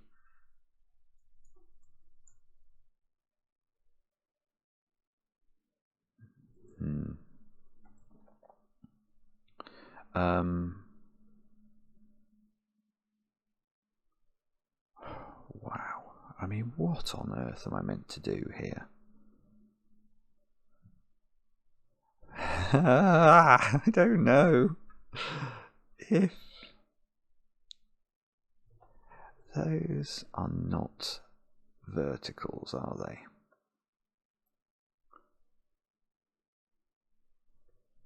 So the vertical in box 1 is in one of 4 positions.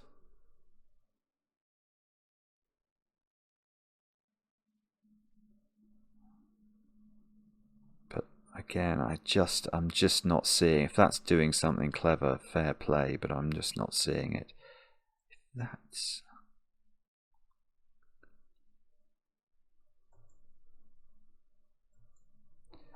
Wow. It can't be this little line down here, can it? If that's vertical, one of those is vertical. One of these is vertical. If that's vertical, that's horizontal, and that's nothing. And then we know in order to generate a D, that would be vertical.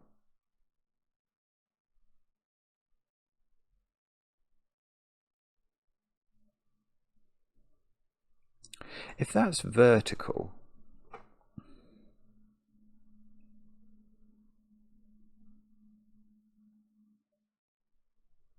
do we know that the vertical thing here is delivering the value D, or is that not right? I mean, I can so totally see that needs to have the value of D, which might be delivered by a vertical indexer. So this has the value of D. This thing has to have the value of D on it as well. That's certainly true. That could be delivered by a vertical indexer. And if it was delivered by a horizontal indexer,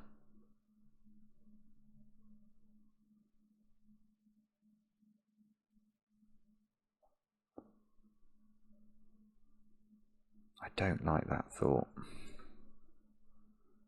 I don't think it can do that. This is really confusing, but let's just think about that. So can that be a horizontal indexer delivering the value of D?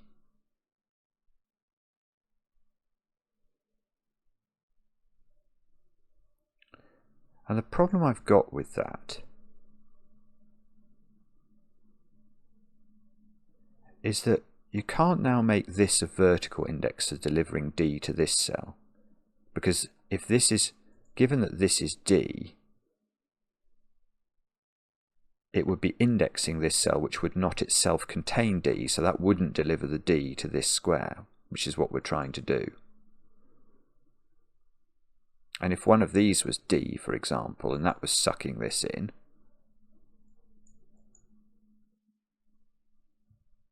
Well, no, then this couldn't be an indexer, because whatever this is, if this is indexing a D over here, obviously this isn't an indexer then, and then it couldn't have the value D because that's picking up the value of D from over there.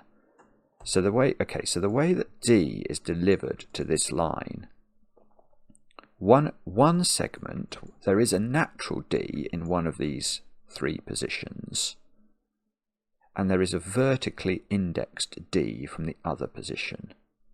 And so this digit is not D. I know that could be, maybe that could be natural D. Yeah, maybe that could be natural D.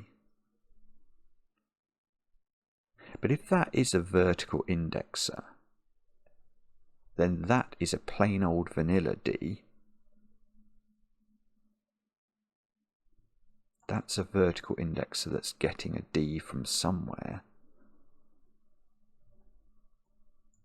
Which would be there, wouldn't it?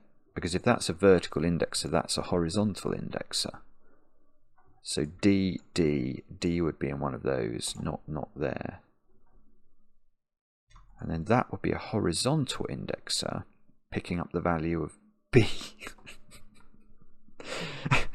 This is so absurd.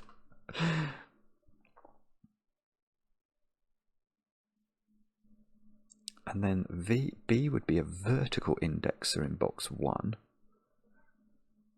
B would be a vertical indexer in box 1.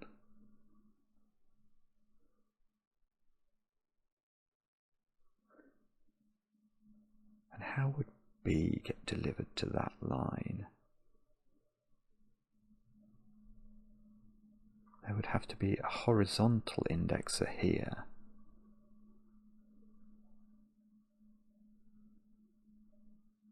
Picking up vertical B. No, that doesn't work. Good grief.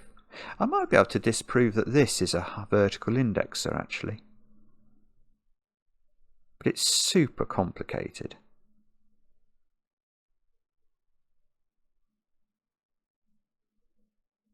I'm not even sure it's right. Because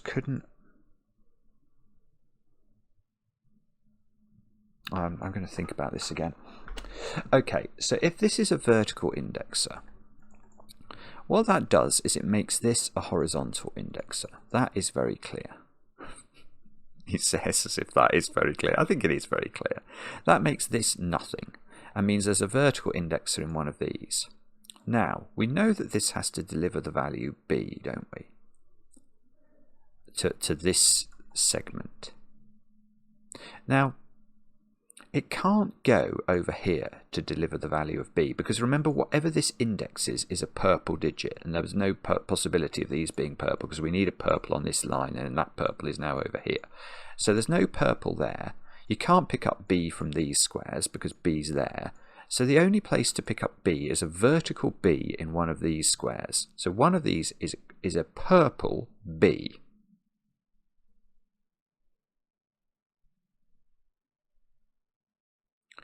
Therefore,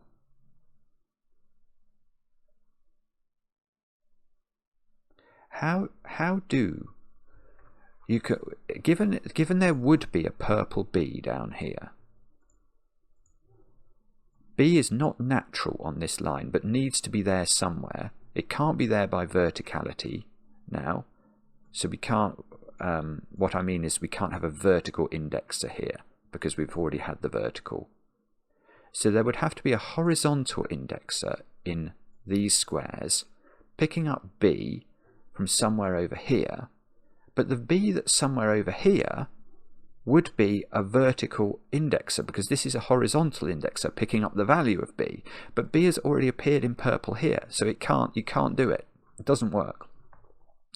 And that is very complicated, but I think it is correct, and that means that this is simply not able to be a vertical indexer. There may be other implications as well that I'm going to think through in a moment.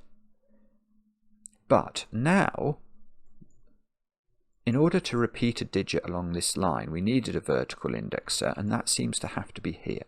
So that is not purple. That is not purple. I think this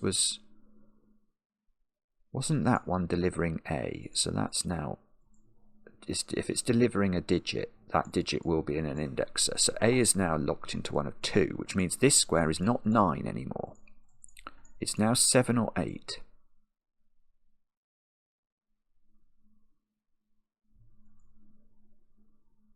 And okay, and this is picking up the value of D as a horizontal indexer in one of a great many cells. Not that cell. Oh yes, that cell becomes green now. That can't be anything. It sees both colours.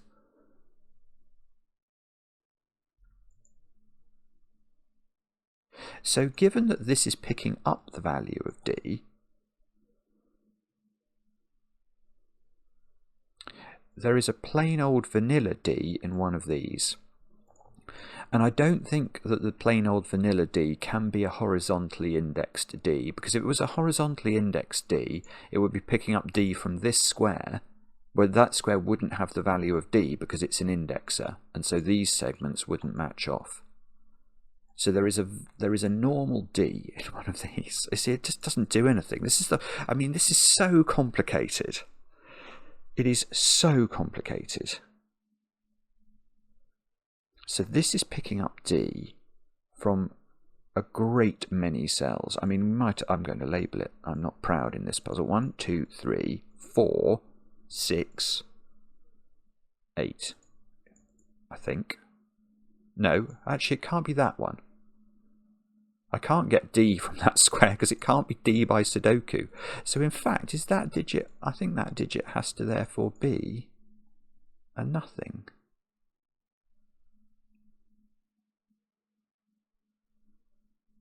I wonder if I can do that some other way.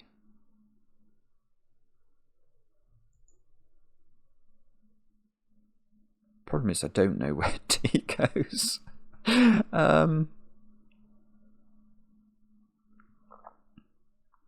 Okay, no, maybe I can't. Okay, let's think back to this digit again then. So I ran into a problem, didn't I? When I tried to pick up the value of D over here, B over here.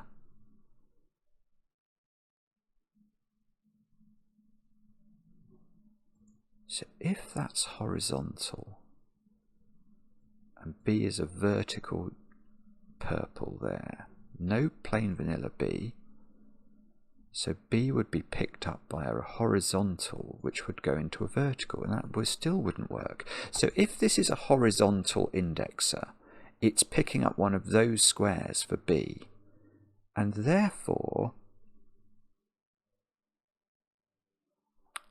this would be 7, 8 or 9. If this is a vertical indexer, it's picking up B, not from those squares, because they can't be from down here.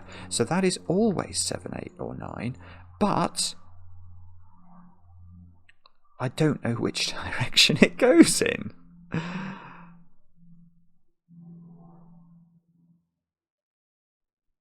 Wow, okay. That feels important, doesn't it?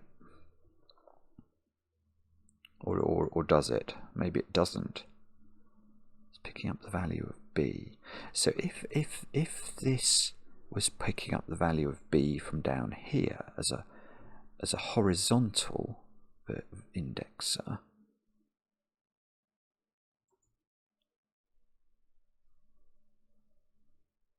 if it was here,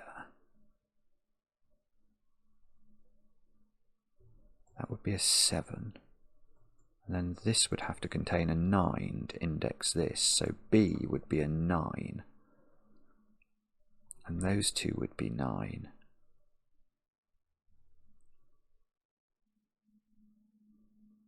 And by Sudoku there would be a 9 in one of those.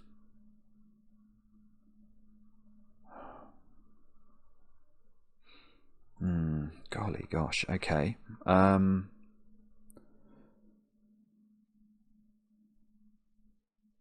How do you actually make progress in this puzzle?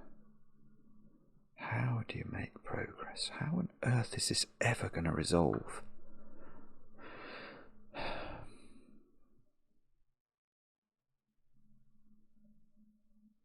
I wish I knew. Oh, this is buzzing. No, that's that's something I can't. I really need to reply to, but I can't do it. I just can't do it. I'm sorry, Andrew. I know you need a reply. I can't do it. I need to concentrate on this. Would it be helpful if we knew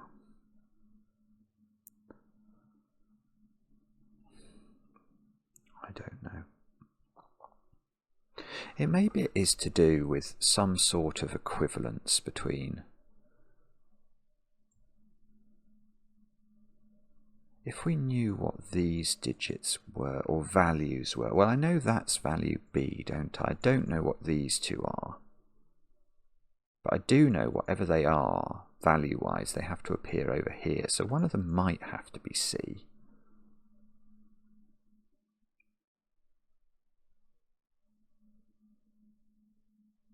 Possibly.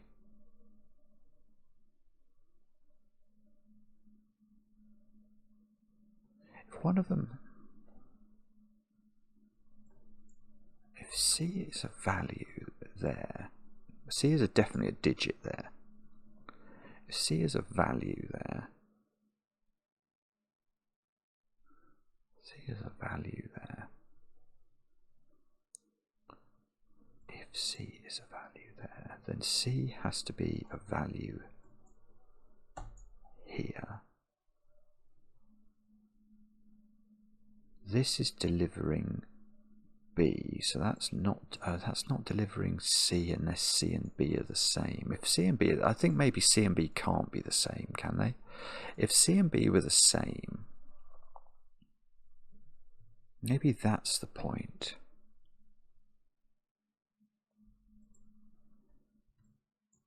Because how would you put C on this line?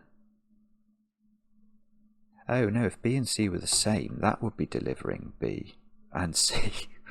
Which would have to be over here then, because it couldn't deliver that. Oh, good grief. So if B and C are the same, there's a C over here, and this is a horizontal indexer. Oh. But if B and C are not the same, then...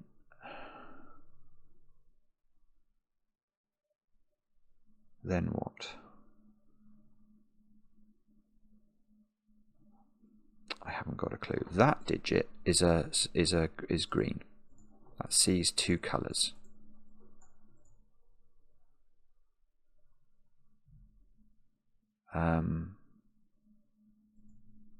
One of these is natural D, we decided, didn't we? Oh, do I have to put D on there then? That might be hard.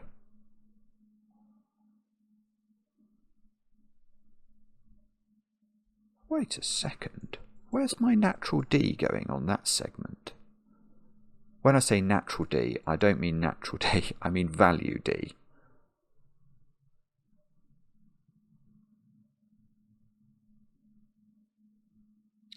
Yeah, well... Ah, this is it. I've got something. Oh, wow. Right, where is natural D on this little peak? Not natural D, value D. Questions emerge from that. If it is... Well, if it's in these two squares, it can't be natural because of this D. So it would have to be delivered not by vertical, because we've already had the vertical in the box. It would have to be delivered by a horizontal indexer. But that horizontal indexer would go here, which is not an indexer, so it can't pick up that value. So it couldn't, the D is simply not deliverable by this domino. So the D has to be deliverable by this domino, but we know that there is vertical A in one of these squares being indexed by this. And vertical A is not the digit D. It's just not. A and D are different. So this is D. It's normal D, if there is such a thing as normal D in the world. And therefore this is vertical A. And it is vertical A. It's where, i.e. it's where the vertical A goes, which means that's not vertical. So the verticality on this thing is getting more difficult to put in. There is a vertical in one of those. Oh, see, this is dodgy as heck now. I mean, there is a vertical in one of those by Sudoku on verticals.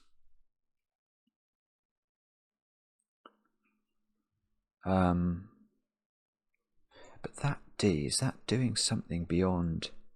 It means D and E are different. Okay, so D is over here.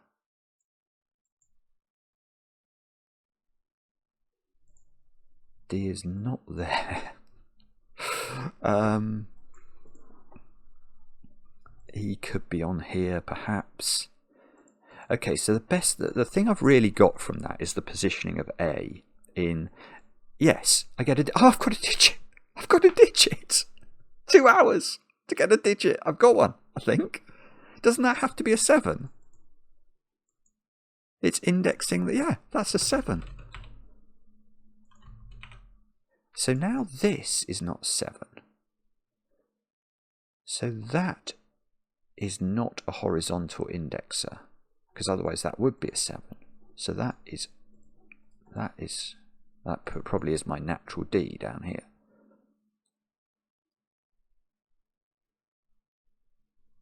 So that's a 7. But I see, that's so underwhelming in a way. It's true. Don't get me wrong. It's definitely true. But it's not very helpful.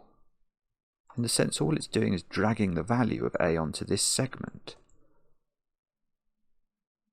But the vertical... Oh, there's a 5 now, isn't there? That's going to be looking at this as a vertical digit in one of those several squares.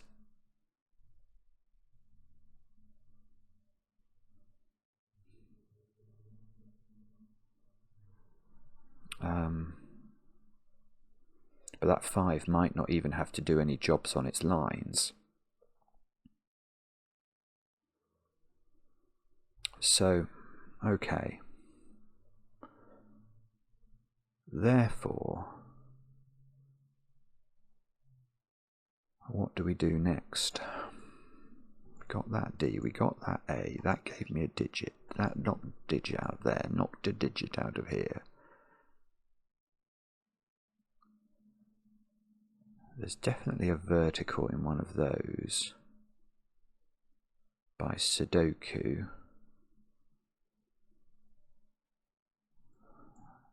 One of these is the digit D.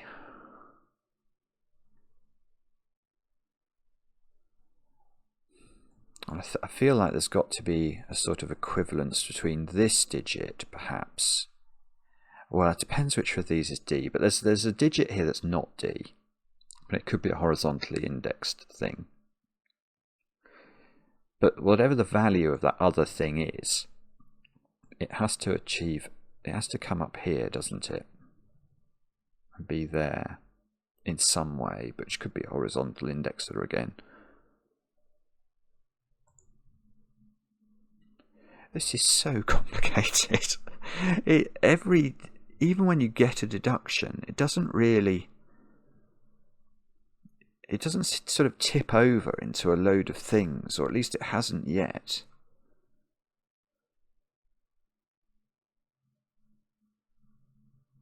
Or it really hasn't yet, has it?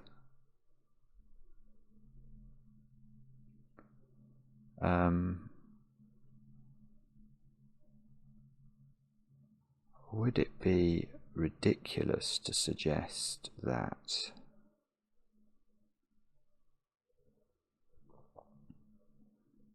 I don't know. I know that there has to be something on this line, but I don't know how we tell where it goes.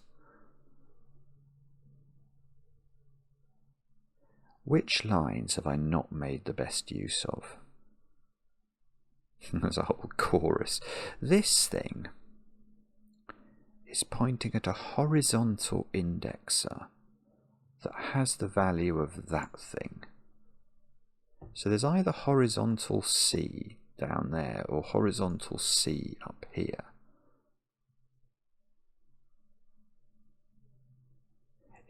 If it was there,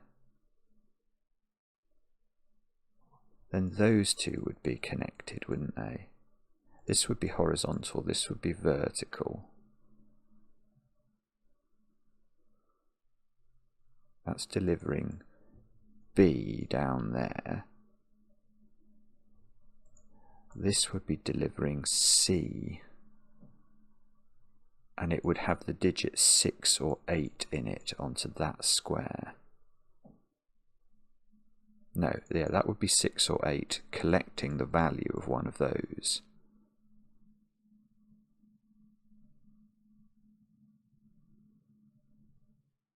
This says a reason that can't be vertical, because that would make that horizontal.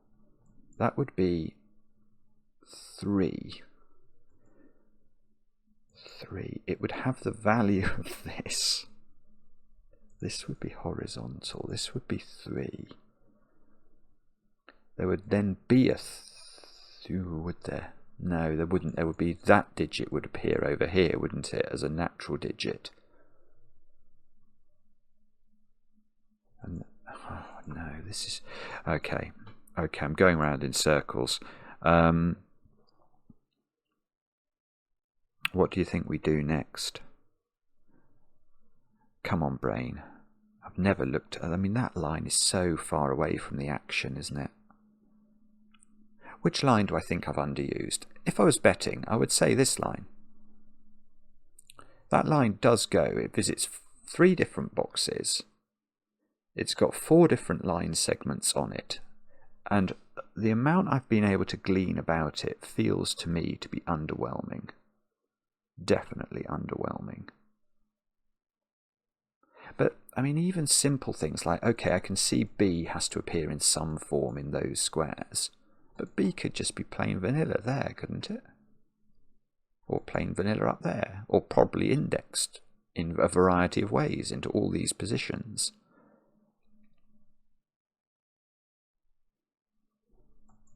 If that's a horizontal indexer, that would be a vertical. So B would be down there. B would be in one of those. This would be a horizontal. These would not be horizontal.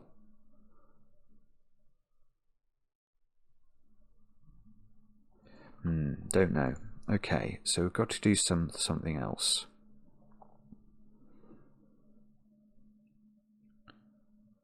What about... It's all very well to say that, but how do we do it? Can we use... oh, I don't know. I don't know what to use. Can I rule out anything else from being...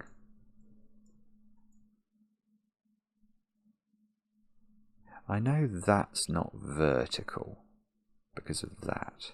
So could that be horizontal? Yeah, I think so.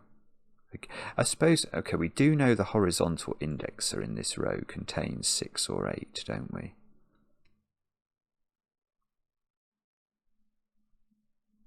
Is there... let's go back to this square. Why have I got... oh, those were green because I knew I had to repeat this value. So I knew there had to be a repeated value, so we can get rid of that green. So maybe this is the cell to think about. If that was a horizontal indexer, then it contains a 6 or an 8. This would be a vertical indexer. So this wouldn't be anything. And there would... oh, so this would be an 8, in fact, in this world, wouldn't it? Because this is now definitely the pièce de résistance. So this would be a 7 or a 9. So there would be an indexer, a horizontal indexer in one of those.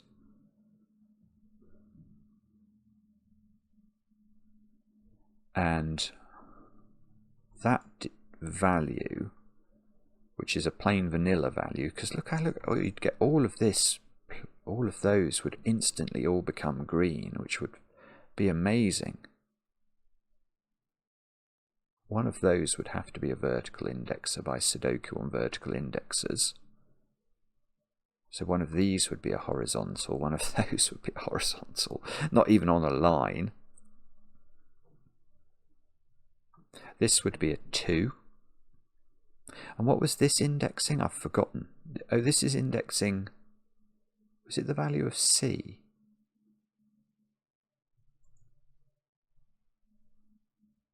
That's quite interesting.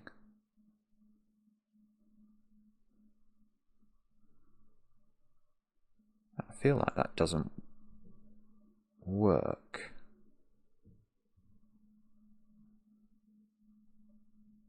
No, I think I'm wrong. C. This would be a 2.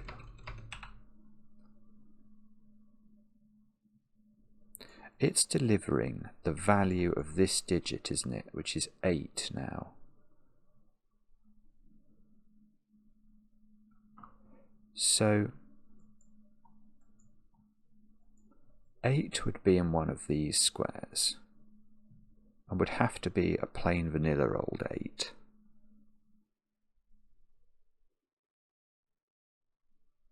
Because we need the value of... Oh no, hang on, this doesn't have its value though.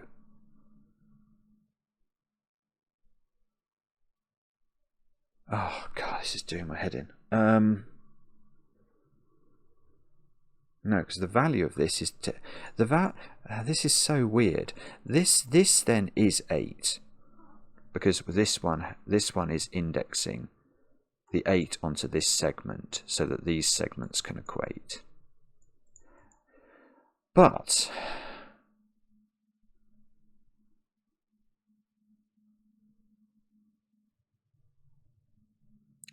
now we know that there is a C on here. I feel like this is a contradiction. I'm just not doing very well at articulating. I'm sure it doesn't work. There's a part of my brain that's screaming, you silly man, this doesn't work. But it's really hard for me to articulate why I'm reaching that conclusion. But I don't think it does work. I now know there's a plain vanilla 8 digit on here. But it can't have its value because there isn't an 8 on there. Because although that looks like there's an 8, that 8 doesn't have its value of 8. It has the value of that, whatever that is, which is just not 8. So the 8 on here has to be transferred off by horizontal indexer. But they've already had a horizontally indexed 8. So that leads us to madness. And that's wrong. So what we can do as a result of that is take 2 out of there and make this square. It's not a horizontal indexer. It's just not. It's not a vertical indexer, so it is green. So that's plain old vanilla.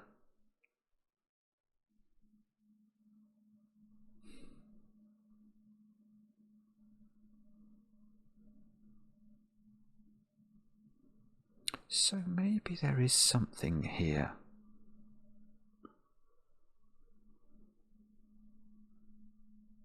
Maybe there is something here to do with C.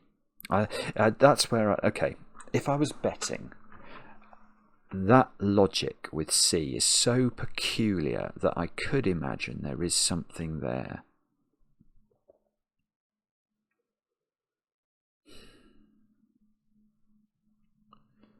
So now,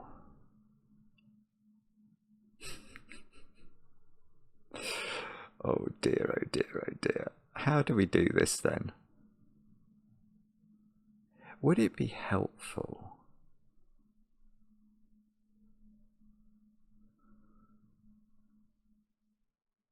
I mean, maybe there's a reason that C can't be in those squares, given it's here. I feel it's me not understanding its nature over here that's giving me problems. Or perhaps that's a different way of thinking about it. If C over here... Oh, that's an interesting thought.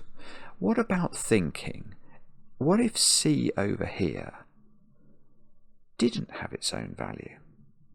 How could we achieve that? The only way you can achieve that is with a... I think I've thought about this before, haven't I? I'm not sure. I feel like I'm getting deja vu. But maybe I didn't think about it in the context of this digit having to index C, which it can't. Ah, that's it. Aha! Right, I'm about to sneeze. I'm not. No. Right.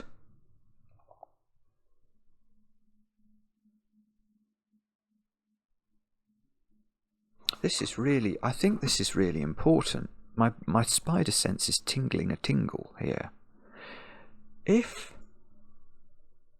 C is not natural on here, it's definitely a horizontal indexer, which we know is going to index this square.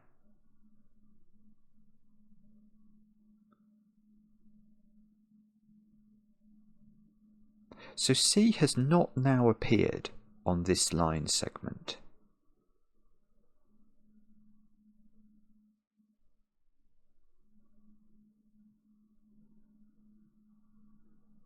So C, oh, hang on, I've lost it again. Now I'm not so sure.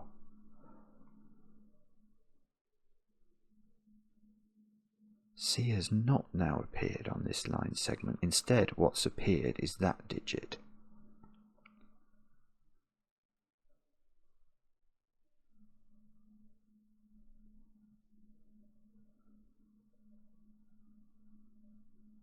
Ah, sorry.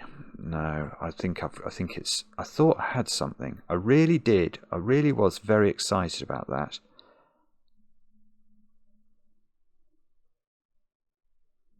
No, I am right. I am right. Yeah, you can't... It's not... Yeah, no. Okay, I'm going back to... I'm so embarrassed. This is awful. I'm not turning off the webcam. I've spent too long, but I feel like I should because I'm such a muppet. Right. Okay. The point is just to think purely in terms of what this digit is linked to, and the answer is an orange C, isn't it? I don't know where it is, but I don't in a way care. There is an orange C that is in because this has to index C, because C needs to appear on this line. So there is an orange C in one of these positions, therefore there can't be an orange C here as well. There's only one orange C, remember. So the C appears natural, I don't know where, but in one of those squares C is natural.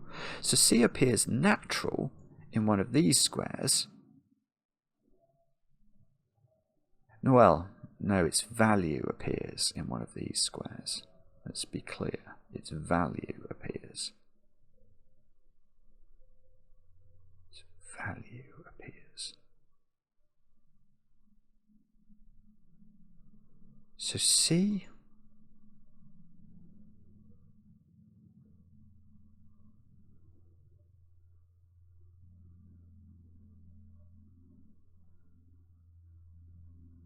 How does this work? How does this work?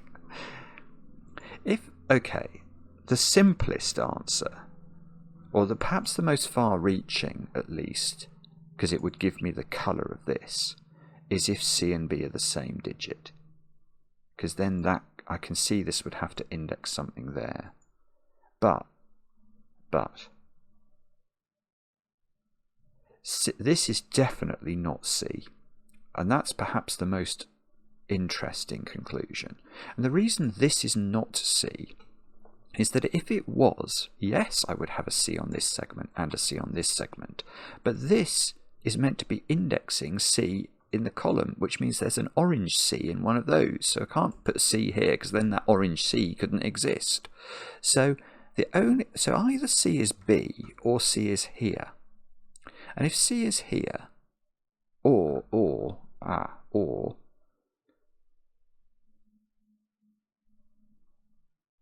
there's a vertical.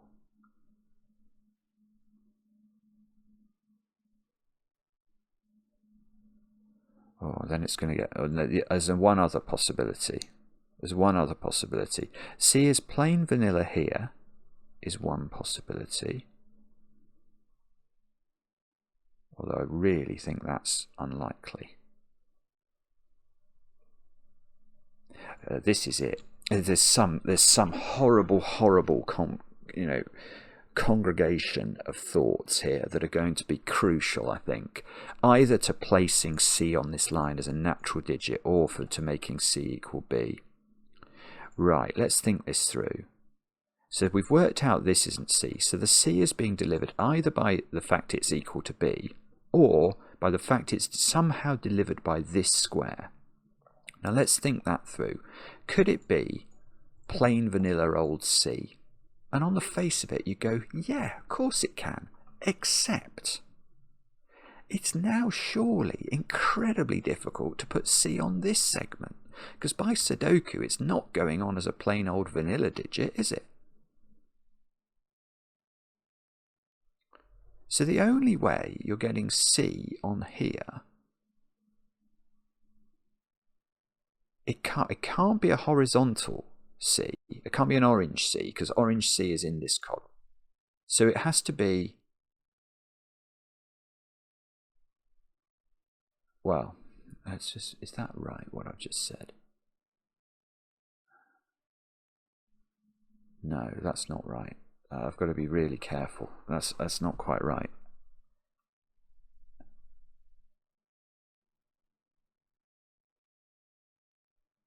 No, that's not quite right, is it? Because it's true to say there is an orange C in one of these squares, but I'm not looking to put an orange C there.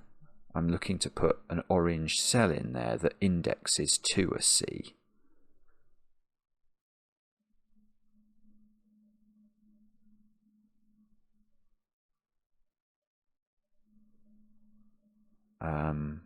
And that is a more complicated thing to rule out.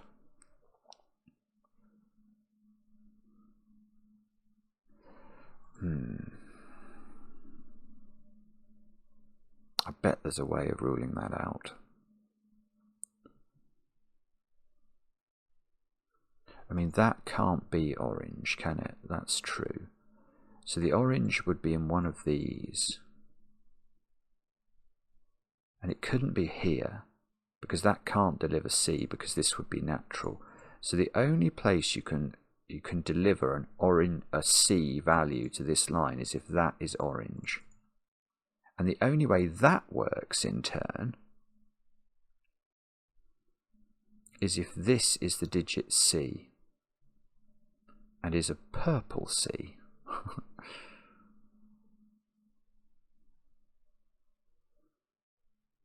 And this might not work.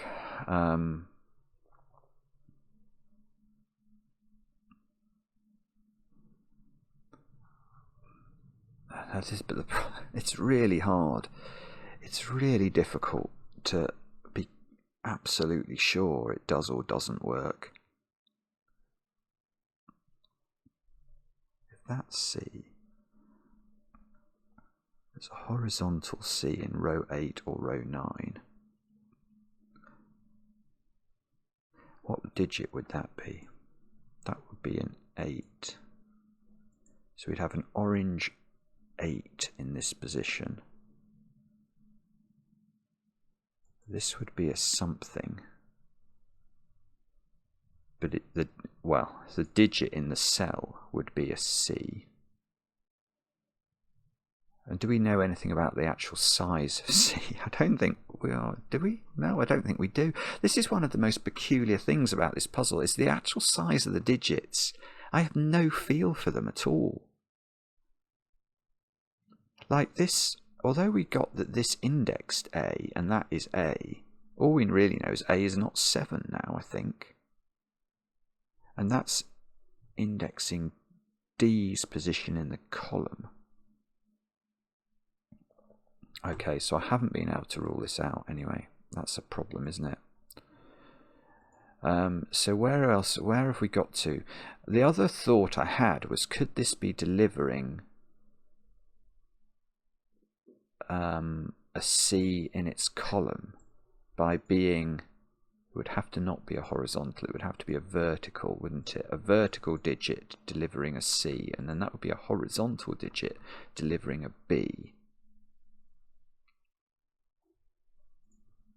Oh, sorry. So that would be horizontal. This would be a nothing. That would be a digit. There would be a vertical in one of those. Horizontal in one of those.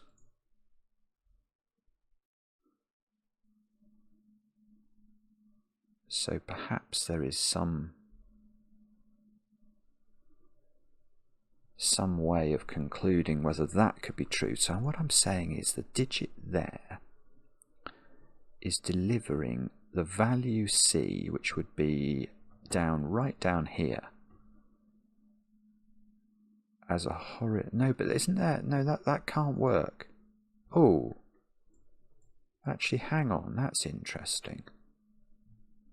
Oh, I might have to look at this again now, because I've just realised something quite important, I think. So let's step through the logic. I know this is very slow, but I don't think this is simple. And if I get it wrong, that's all the comments are going to be, is how daft I am. But C is plain vanilla in one of those. So C has to be on this segment, and it has to be on this segment. Maybe it's that digit that I meant to think about. Could that be plain vanilla C or vertical C? Yeah, that might be a different thought. But anyway, what I was thinking about, we've worked out this is not C, didn't we? How did we work that out? Yeah, we worked out that is not C because C is a horizontal in that column, and that would prevent that from existing. So C could be here or indexed by this. Now, if C is here, could perhaps be plain vanilla old C. I think that's the thing that I'm most worried about, because I don't think it can be an indexed C anymore. Because to be indexed, it would have to be a vertical because of this digit. And that and in order for this to have the value of C, somewhere in this column is a C which is orange. But the orange C is definitely in that column, so that is wrong. So the only way you get C on this line, other than being indexed and being actually the same digit as B, is by this being plain vanilla C, and that is at least only one thing we have to rule out or rule in. Now, is there a way? You see, it does feel difficult, doesn't it? It seems almost designed to make you think, well, hang on, now you can't put C on this as a plain vanilla. So how do you do it? You can't. It's not possible to put a vertical, to get C onto this line with a vertical indexer in those squares, because that is not an indexer. So the only place you get a vertical C from is here, which is almost impossible.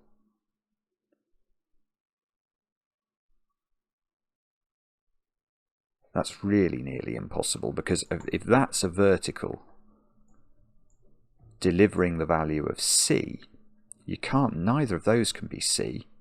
So this would have to be the only place. That would have to be a C.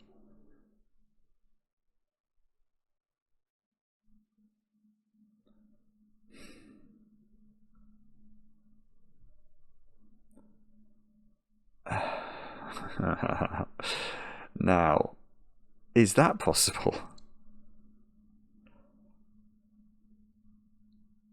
And the answer is I don't know. But, oh no, this would be a horizontal C. And the horizontal C is in this column again. Oh, no, that's out. That is out. So, okay. So now we're in a situation where I've ruled out everything apart from a very crucial possibility. Although, oh, right. The only way you get C onto this line now is a horizontal indexer. But hang on, haven't I had? No. Yeah, it's a horizontal indexer that leads to a C, which can't be here because that's not an indexer. So it would have to be there. I think this is where we got to before, isn't it? So this is a horizontal indexer. It's not got the digit C in it. It's getting the digit C from over here, which is going to be there.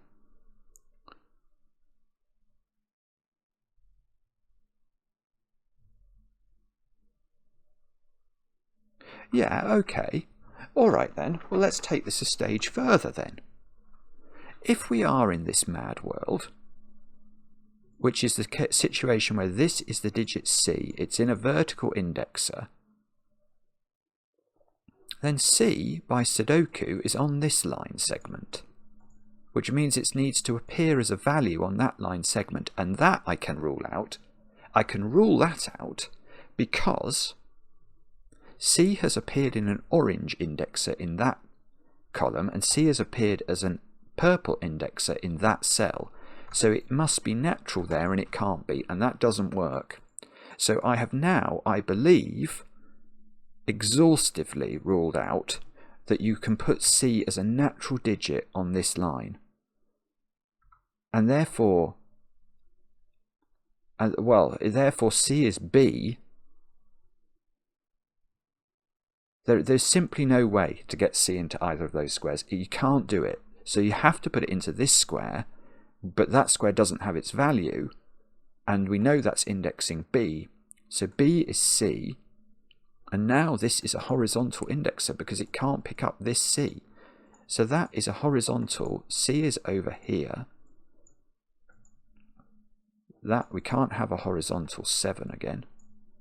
So that's not C. So C is in one of those as a vertical indexer, because that must index vertical as well as the digit C. So that's not vertical. So that is a vertical indexer, and that is now the digit 3. I've got 2 digits in the puzzle because it's indexing this square. So that can't be 3 now, because we can't have 2 3s here. All of these turn green. That's not green because we've got the 2 index. All of these turn green. This, yeah. Look. All of those are nothings.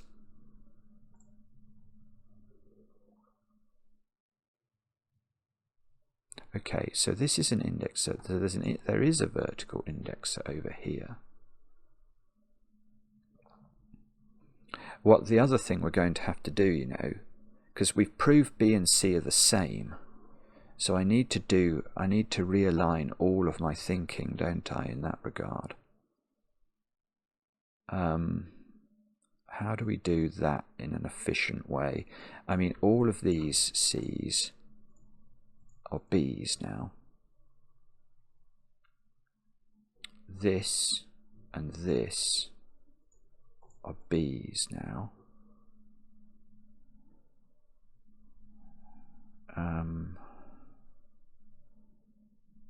Presumably, there's many other things that we need to think about in that regard. So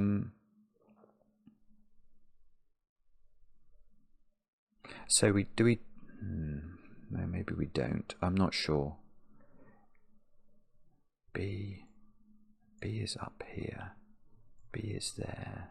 B is on that segment. B is on this segment. B has to appear on that segment, which is also not desperately straightforward.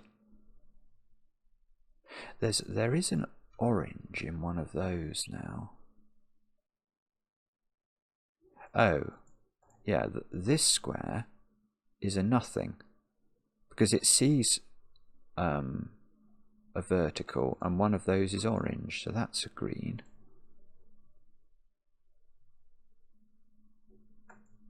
This can't be a 1 because that cell is not available to be indexed anymore as a horizontal indexer. So this square, don't forget this was delivering B, wasn't it? Because it was delivering C originally, but we've now worked out C and B are the same. So there is a B in one of those as an horizontal indexer. So B has now appeared in both indexers, both colours of indexers. Oh, hang on, that one can't be purple. There's a purple in its column. So that is B. Does that mean I get its value? Yes, no, maybe. No. I get the value of that one. That is 8. Okay, all right, but now that's green. That is the value B, so that is not the value B. And B we know is en clair on this line, isn't it? Because we worked out C was en clair, so B is en clair because they're the same number. So A, B, A are these, B is this. That's indexing D.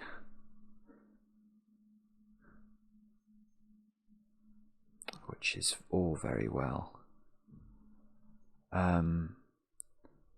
There's an indexer down there, which is just vertical indexer nonsense. If that's a 7, no, the 7 applies to the row. Yeah, so one of these is a 5 because it's indexing this. And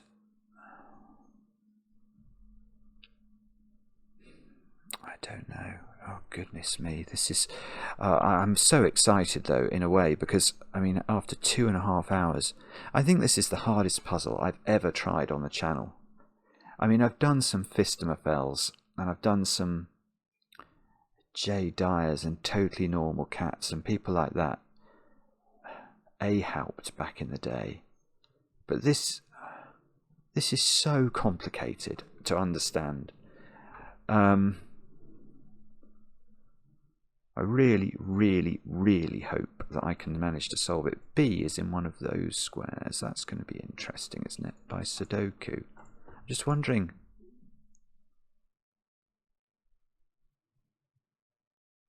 Surely, if you put B in the corner, nobody puts B in the corner. That's B in the corner. That's B in the spotlight. No, but I don't think we want to do that, do we? Because if we do put B in the corner, how do we put B on this line then? It has to be on the line. Now, and B has appeared in both colours, so you can't index to B anymore. Yeah, you can't get B on the line. If you can't index to B and you can't put B plain on the line, you can't get B on the line. So B is not in the corner. So B is there. Now, if B is there, it's normal. It's a normal digit there. It mustn't be, because we want it to have its value. So that's a normal B, and it's a green, and therefore that one becomes purple, which probably does something. That's indexing vertically. One of those is now orange in that box. It's probably indexing there, but I don't know that, so we'll just hold fire. Oopsie whoopsie whoopsie. These squares are now all green. So I want to say this one now is not indexing. In fact, that's not 2 or 3 anymore. It's 1, 4, or 8, which is that one, or that one for the orange digit. And don't forget that's indexing D as well. I mustn't forget that. Now, no. B by Sudoku is down here.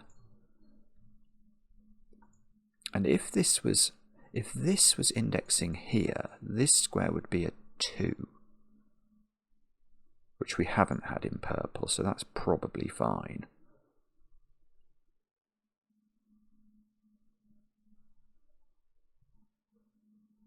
So, okay, so I'm stuck again, aren't I?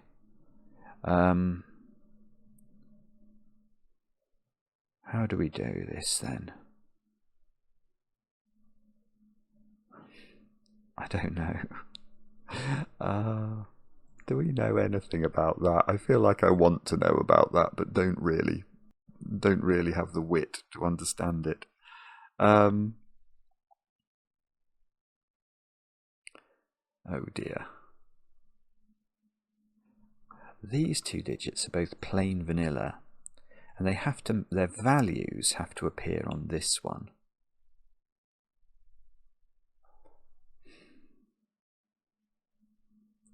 So it's possible something like those two are just the same by Sudoku. This one is definitely being delivered by the horizontal in one of those.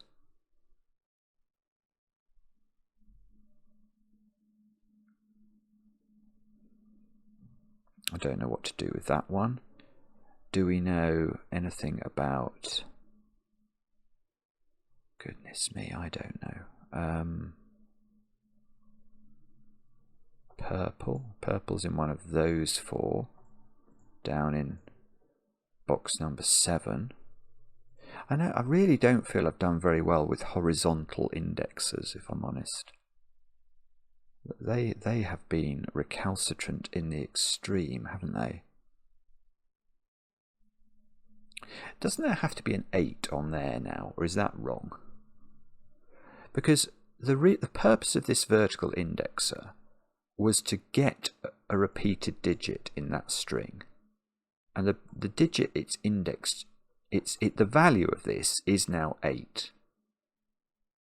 So I think there is an 8 in one of those, which means there's an 8 in one of these. Now 8 is not B, so 8 is in one of 2 cells. Oh, it would be lovely if we'd had... It would be lovely if we knew this was orange, because then I would know the 8 was there. Okay, but we don't know that, so we can't use that, I don't think.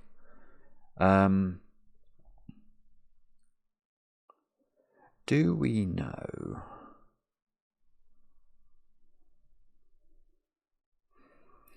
I don't know. No, don't get stuck now. You've done so much by way of... You've unwound quite a few nonsenses. It would be tragic if I get stuck now. It really would.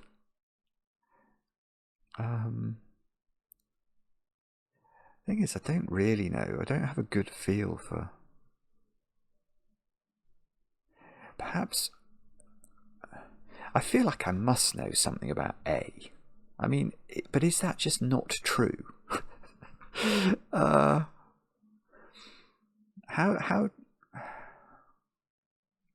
I know that this square is indexing this. Okay, so A's values are dependent on where the horizontal indexer are in column 7, which could be at the top. So A could be 1 perhaps, or it could be here, which would make this, if that's a horizontal, that would be a 5. So 1 or 4, could that be a horizontal? Absolutely. That would be a 6, 8 or 9. So this is 1, 4, 6, 8 or 9, I think. And what we're doing is we're trying to locate... Oh, hang on, that digit is a green digit now. That sees an orange here and a purple, so that's definitely green. So the orange in row 7 is in one of so effectively the 9 in row 7 is in one of 3 positions.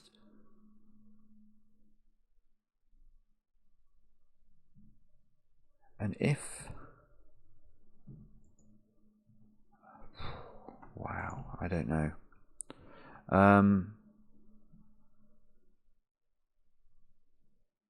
1, 4, 6, 8, 9. It's a bit difficult to see, but that does seem to be the case. So this square is 1, 4.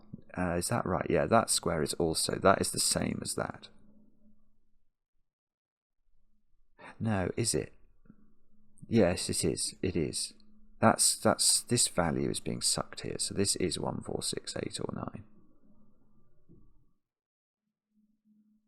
Maybe I'll put it like this: 1, 4, 6, 8, 9. So Is that in any way useful? The answer is blowing in the wind, isn't it? This is not, it's still very much not straightforward, unfortunately. I shouldn't be surprised by that. And I'm not really.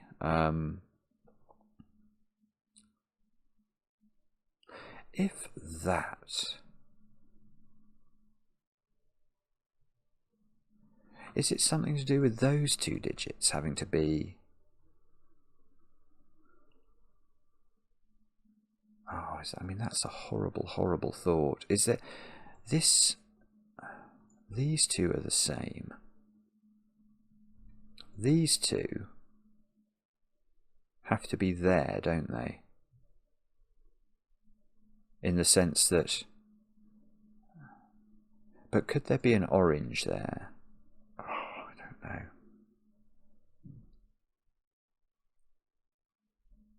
I feel like whatever the value of this is, it just has to appear on this line.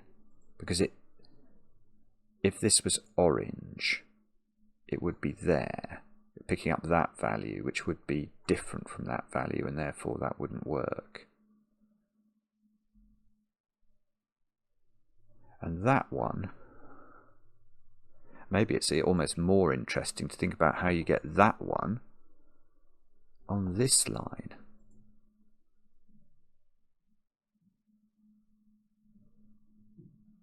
I don't know. Oh dear, dear, dear. Come on, Simon. Let's think this through. Or is it more sensible to try and work out the value of B then? I know that B appears... see, it's not though. It's really difficult, I think.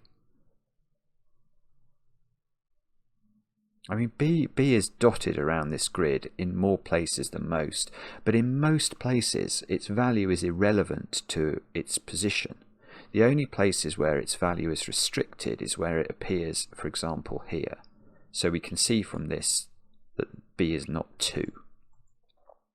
So B, a bit like A, is 1, 4, if this was orange, 6, 7 or 9. 1, 4, 6, 7 or 9. Okay, but B is in this position, isn't it? Which sees a 7. So B is not 7.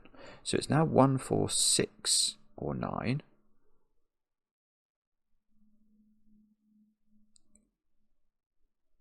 And okay, and if B is not 7 in this position, that cell is not capable of being...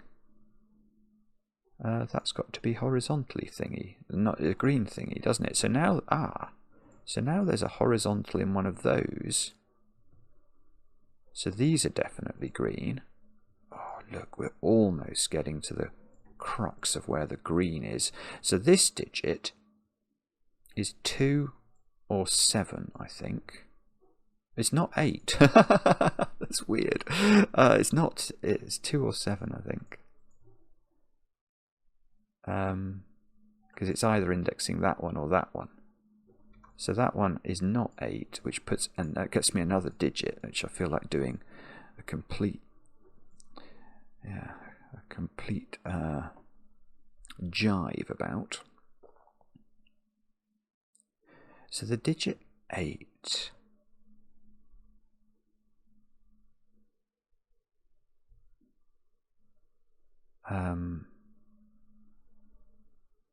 So we've had a 7 and an 8 in orange. And we've labelled up some digits. You see, yeah, these are all quite high, aren't they? Well, 1, 4, 1, 4, 6, 8, 9. 1, 4, 6... Yeah, if I could find one more that was a high one, that would be good. 1, 4, 6, 8, 9.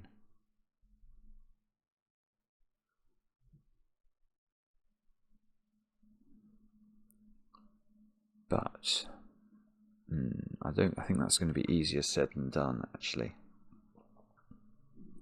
Okay, no, that's wrong. One of those is now a 9 because that's the horizontal indexer. It must be looking at this square.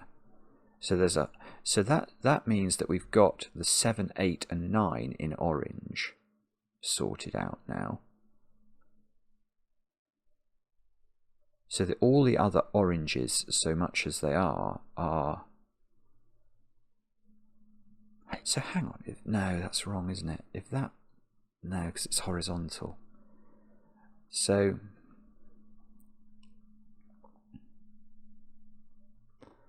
so that 7, 8, 9.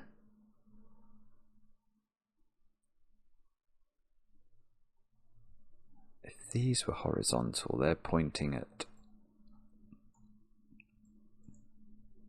well, I mean, there must be an orange in one of those, mustn't there? Sorry, a huge interruption there.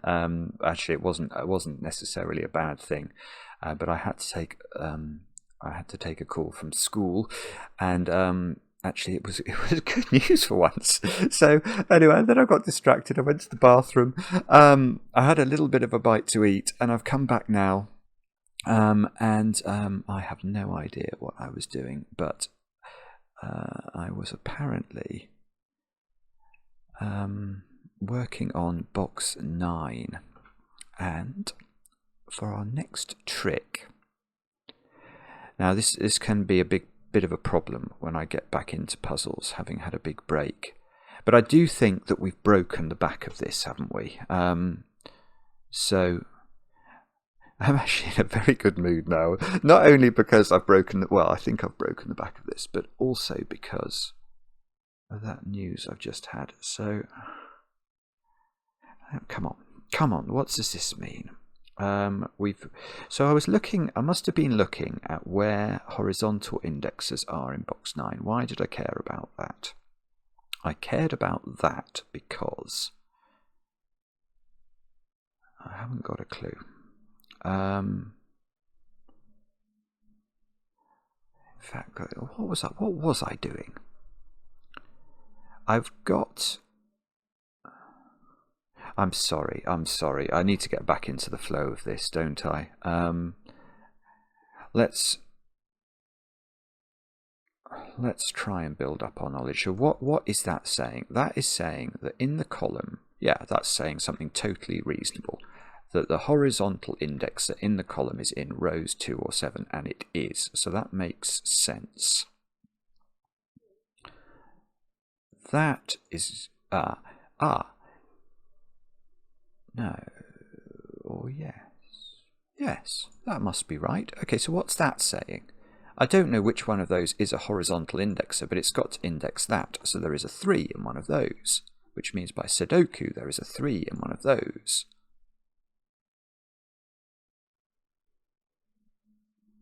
Okay, let's look at that row. One of those is a horizontal indexer. Must be looking at that, so there is a 6 in one of those.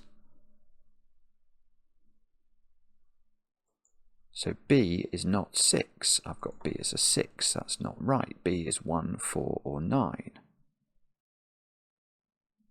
Where is B? There. In fact, let's look at where B is. B is in a variety of places, actually. There. Oh, B is not 5. Well, no, B is not 5. Vertical index, so that would be going in there. B is not 5. There's a little easy one.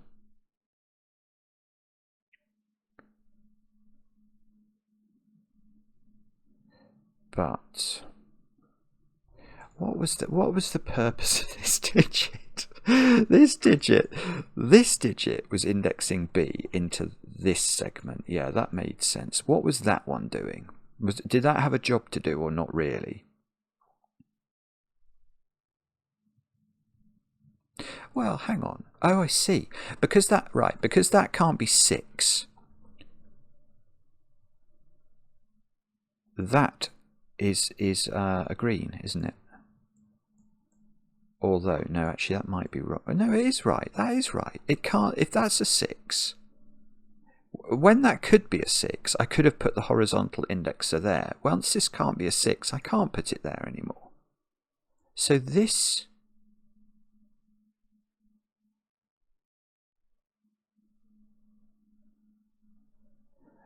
what does that mean? So, I don't know, sorry. B is 1, 4.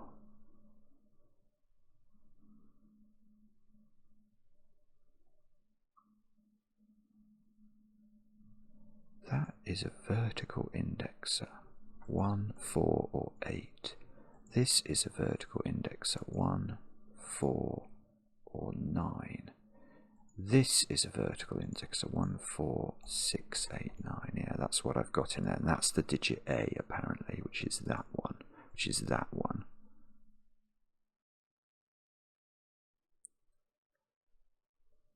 Which is presumably in some way intelligent.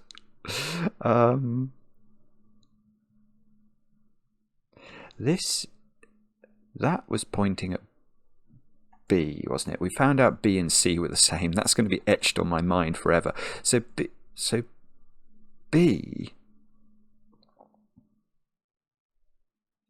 which is this digit, is down, which is this digit, isn't it?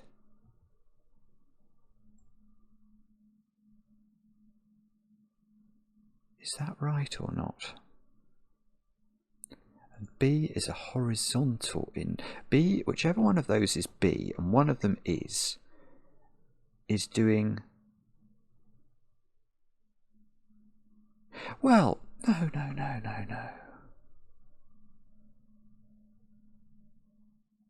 How could? Okay, here's a question.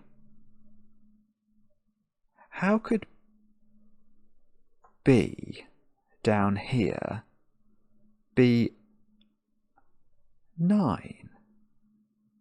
That's not right. If B is 9, then what we're saying is that let's say this was a B, the vertical indexer in this row would be there. It would be, and it's not. The vertical indexer in column 9 is there. So you can't put a 9 into either a horizontal indexing 9 into either of these squares. B is not 9, so that's not 9. So B is now, I'm going to put this in, B is 1 or 4. 1 or 4, 1 or 4. One of these is 1 or 4, which is going to, okay, so so the indexer that point out by this B, whichever it is either there, or there. Does that mean that can't be? Oh no, I suppose that, so that could be indexed by over here. Is that the point? Oh! Wait a minute, if that can't be 9, that can't be 9, and that can't be a horizontal indexer anymore. Oh, this is really odd. This is very, so okay, so the horizontal indexer pointed out by this is there or there only. And if it's here, it would be pointing there, which would make this a 5. And if it's there, it would be pointing there and make this, oh, that could be a 3. But if that's a 3, does that mean it would be a horizontal index? Yeah, the 3 would be a horizontal indexer. I know there's a 3 up there. How did I know there was a 3? Oh, because it's pointing at this. Yes, okay, so that makes total sense. Okay, yeah, I think this is going to be a 1. A 1, 3. I don't know what that means. But if this is a 1, what does that mean now? There's a question. If I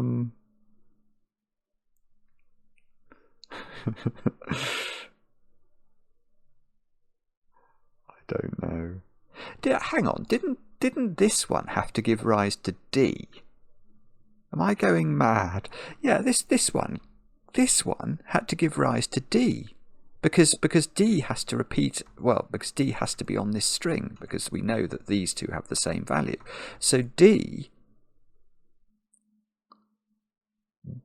D can't go there because of Sudoku. So even if that was an index, it wouldn't matter. D just can't go there, so that's not a 4.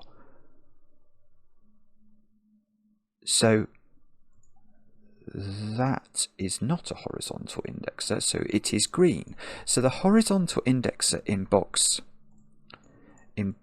6 is down to 3 places.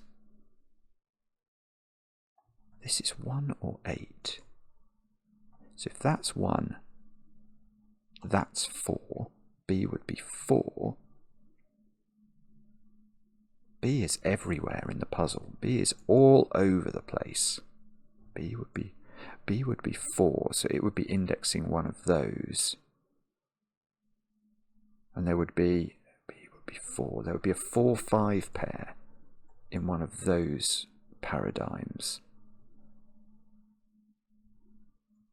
But if B is 1, then that's 8.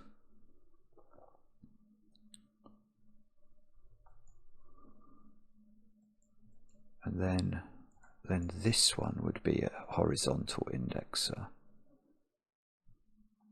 And that would be... oh, goodness only knows what that does. That's very confusing. 1, 1, 1. If that's 1,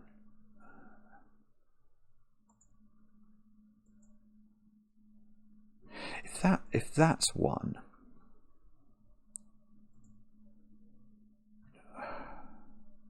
which way round? If that's a horizontal indexer, it would be a 1, right? So okay, so that's interesting. If that's a 1,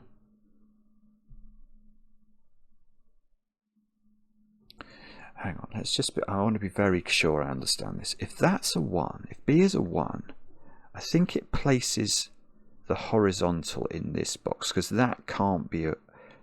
I don't think that can be a horizontal then, because it would point at the vertical in the row, which would be there, so it would contain a 1. So if that's 1, that one is a horizontal indexer in this box. And that would be a 5, maybe?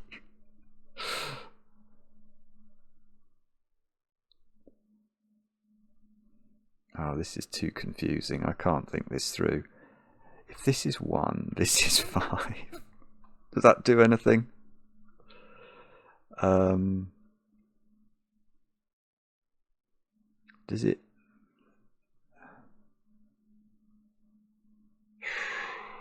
I don't know. And if it does, how on earth am I meant to?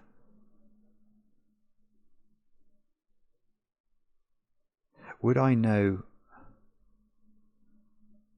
Oh, that's interesting. If that's a horizontal indexer, that's a horizontal indexer as well. So that would be a something. Oh, that couldn't be 1 either. Yeah, oh, that's interesting. Yeah, if this is 1, oh, this could actually be interesting. If this is 1, then whichever one of these is the horizontal indexer, and one of them must be, it can never look at that square. So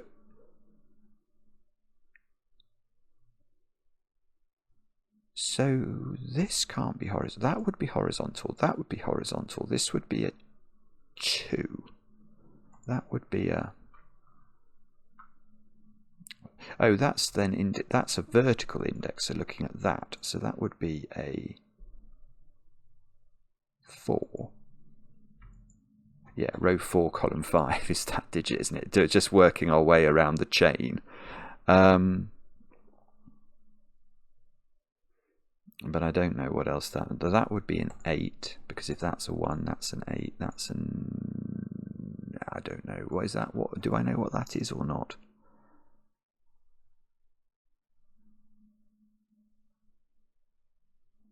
Oh, goodness me, this is so complicated. I cannot tell you how complicated this is.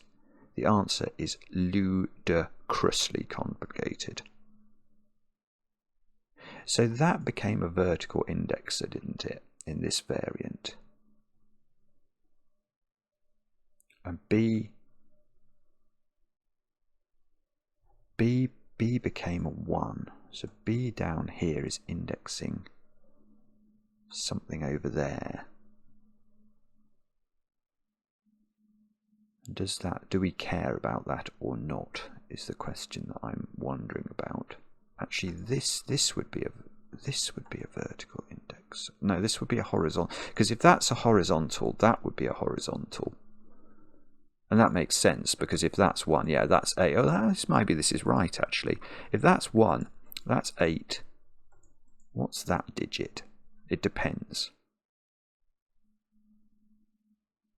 It depends, doesn't it? Because it depends what... That's also the digit D, don't forget. Do we care about that? God, nearly. Actually, ooh. Wait a moment.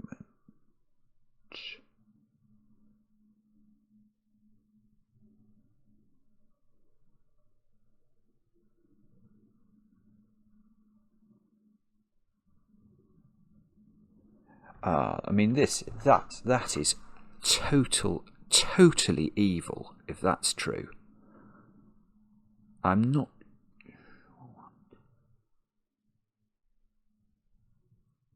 This might be one of the most... This might be one of the best things I've ever spotted on the channel.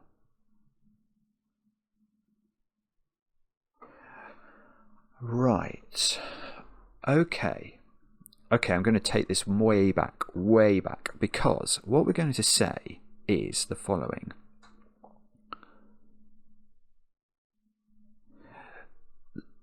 This digit was delivering the value of D to this line. So if this is 1, we can't repeat the 1 in purple, so this becomes 8, and this becomes the value of D. But look at where the vertical indexes are in this row.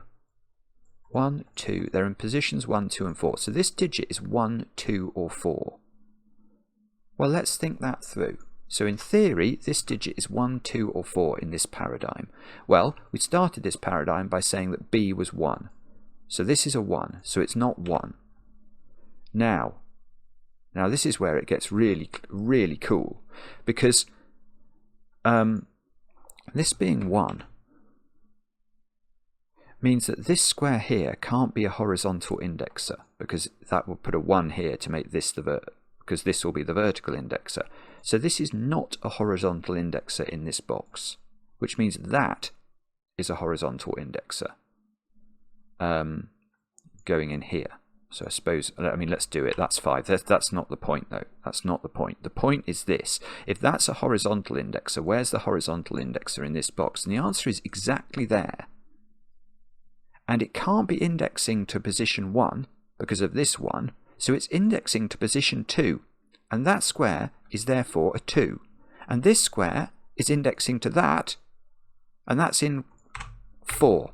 And that's 1, 2 and 4 all looking at that square, which could only be 1, 2 or 4 because of these indexes. And that is absolutely ridiculous. But it is true. And that means that this is not a 1. hang on. Let's be very clear. Have I put any more extraneous pencil marks in as a result of that lunacy? Don't think I have. So I think B is now 4, and that is going to give me a lot more digits, because B I've actually got in a few places in the grid. B is down there. So B is looking at one of those. So these are sort of, there's a sort of 4, 5 pair here doing some work.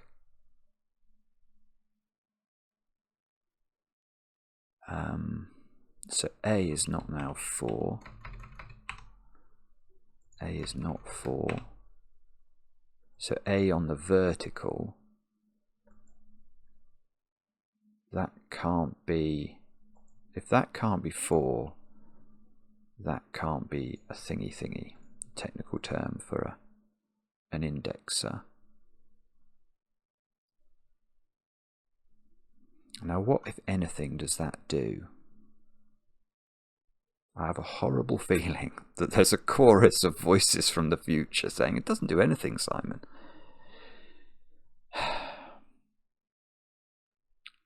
Please do something.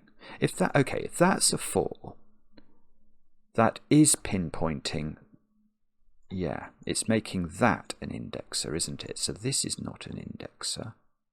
So that's green. It's making this not an indexer. So the index, right, so now the horizontal indexer in row 6 is now, oh, loads of things are determined. That's got to be a 5 now to index this square.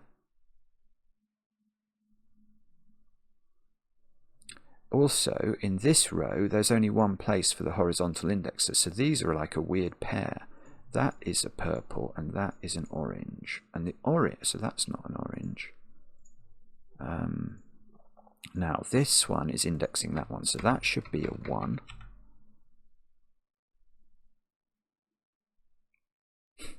Okay, so now this one is taking those ones out of the picture.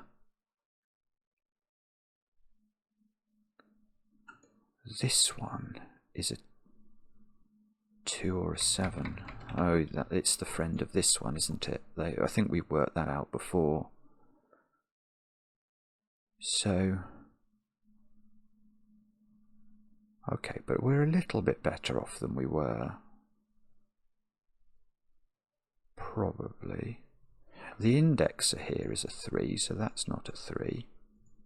Because it's the indexer needs to look at that cell.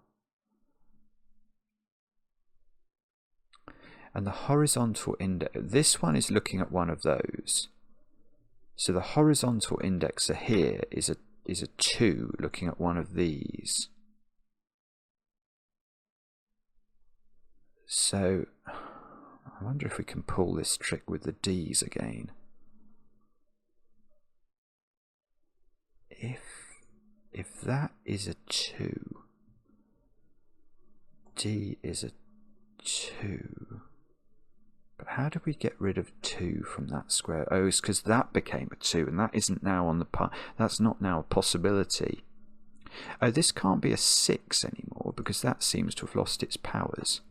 So A is 1, 8, or 9 only.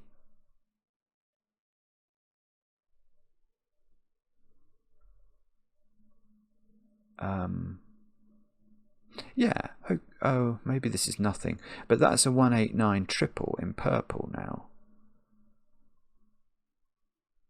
So where is 6 in? Oh, I see, 6 is here in purple because it's looking at that square. Good grief. Good grief. Okay.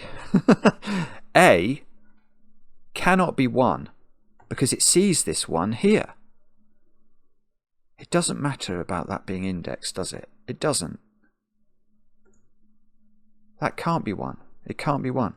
A is 8 or 9, which means that one is not an indexer, which means that is a 3 in the corner, I think. I think it's a 3 in the corner. I don't see how it can't be. That's 3 in the corner. That's 3 in the spotlight, losing its vision. So this is now 1. This one is not indexing anything after all, so it's not the 2. This is a 1. Yeah, I suppose that makes sense because what we've got here is an 8-9 pair in purple. So we might at some point be allowed to start to think about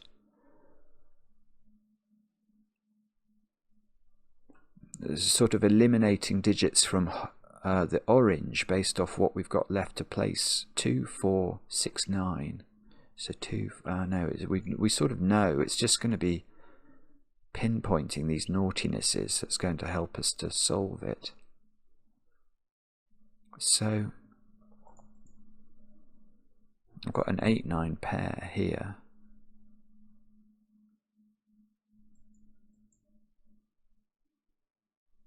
So I see, and that's A, so that's 8 or 9. That's okay. So Sudoku is sort of just working properly there. That's not very interesting.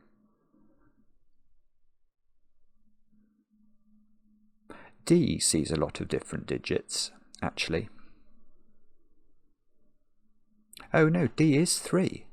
That's what this is. That's what this was telling me. Oh, that's huge. D is 3. I've got another digit. As I can place D on that bottom line by Sudoku. So D is 3. So D is 3. Let's get rid of every D that we find and replace. I think. Oh no, I've got another one. There's another one there. There's a 2-3 pair at the bottom of this column. Depending on how this works out. Golly, I mean, I've rarely been as excited about getting the most marginal deductions. I still haven't sniffed a third of the puzzle yet, after countless hours. Let's just get rid of that 2 pencil mark. Okay. So maybe 1, 2, 5, 6 into these squares. I mean, is it worth... Apparently I know that that's E. That's 2 or 7, depending on which one of these is...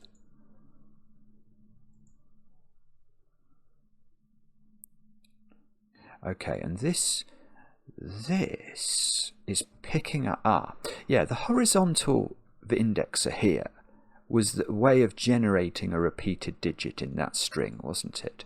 And that the value of this square now is that value, which is 2 or 7. So that goes there. So that's definitely not 3. It's 2 or 7. And there's a pair now in box thingy. And this digit needs to repeat on that segment. So 3 looks very likely, doesn't it? Given my pencil mark, it looks like that's going to be a double 3. But that digit certainly has to be here and then down there.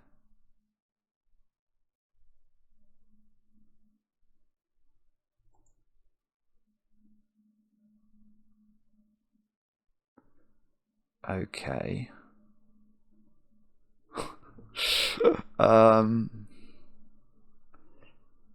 So how do we do this? 4 has appeared on that segment, which is that digit, isn't it? That cell takes the value of either this one or this one, but we don't know what that is. We know there's a 9 in one of these. I know there's a 9 in one of those. This is an 8-9 pair. Oh, please let that be true. Where's 1 in box 6? Oh my goodness me. It's there. By Sudoku. So that's 4, which was the B digit. So 4, I get another 4. I get a 4. Oh, 4 was B. So that's not really... Okay, I mean, it's true that there's a 4 down here, but I think B, we've almost used up all of its magic.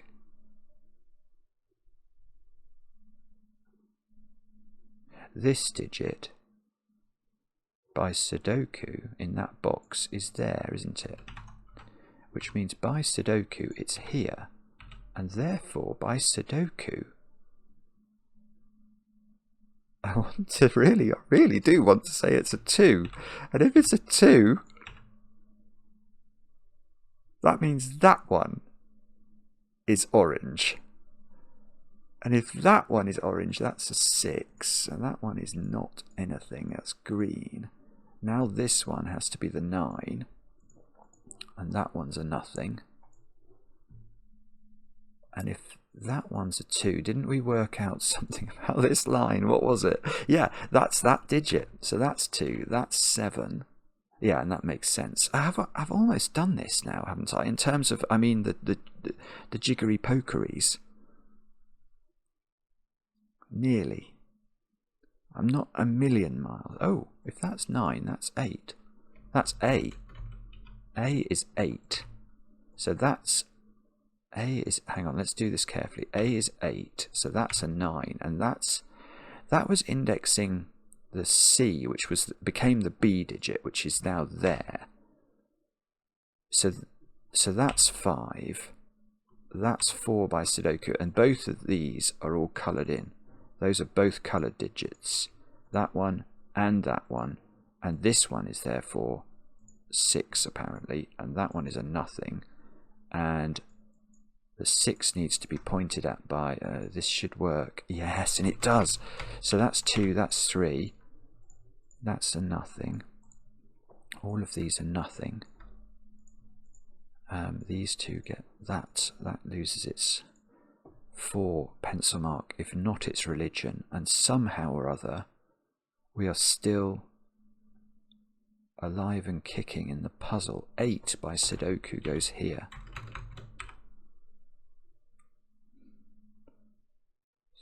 No, nearly. Oh no, oh, I thought I made a mistake. I was about to weep. I think that would be a legitimate response to a mistake, because you couldn't unwind it in this puzzle. It would be impossible. These are 6, 7 and 9 by Sudoku, so that should give me that digit. 5 apparently. So in this box, 1 and 6 have not been placed, but apparently we don't know the order. But we do know that digit is meant to be E, wasn't it? And that can't be 1, so that seems to indicate 6 if we trust our pencil marks. I have to. I mean, I just have to. 3 and 7. Okay. I mean, IcyFruit, what are you doing creating puzzles like this? It is bananas. So this digit has to repeat in this segment. That 2 has been repeated by that. So this digit is 3, 7, 5 or 9. It's not 7. So it's 3, 5 or 9. And it repeats. So it could be 9. Oh, okay. Okay, well, what about this funny old line? I've never really thought about this line. So this line, it needs to have... how does this work? It's got 7 on it there. That the value of that is 7. So there must be a 7 in one of those, and it has to be a natural 7 because it can't be an adulterated 7. It's got we've already used the thingies. So I think that's a 7. That's a 7. That's a 3. So this one. Oh no, that doesn't really help us to know what that is. Okay. So what was all this wiggling about down here? Maybe I missed a point that I could have got earlier. 1, 2, 3, 5. 2 in this column is placed. It's there. 1, 3, 5. Oh, nearly. 1, 3, 5. Oh, this is probably going to be something to do with this line and that line and how they interact. Okay, but I don't mind. I mean, I must, if I haven't made an error, this must be, I must be closing in on how to solve it. Compared to everything we've had to do to get this far, it cannot be harder than everything we've done so far. It cannot. 1, 2 pair here. That's done. 2, 1, 1 in the corner. This is 3, 5, 8. The 8 can only go there. That's 3, 5. I mean, it looks like from a Sudoku perspective it's sort of working. That's a 5. That's a 5. That's a 9. So that's a 3. So that's a 3. This is a 9.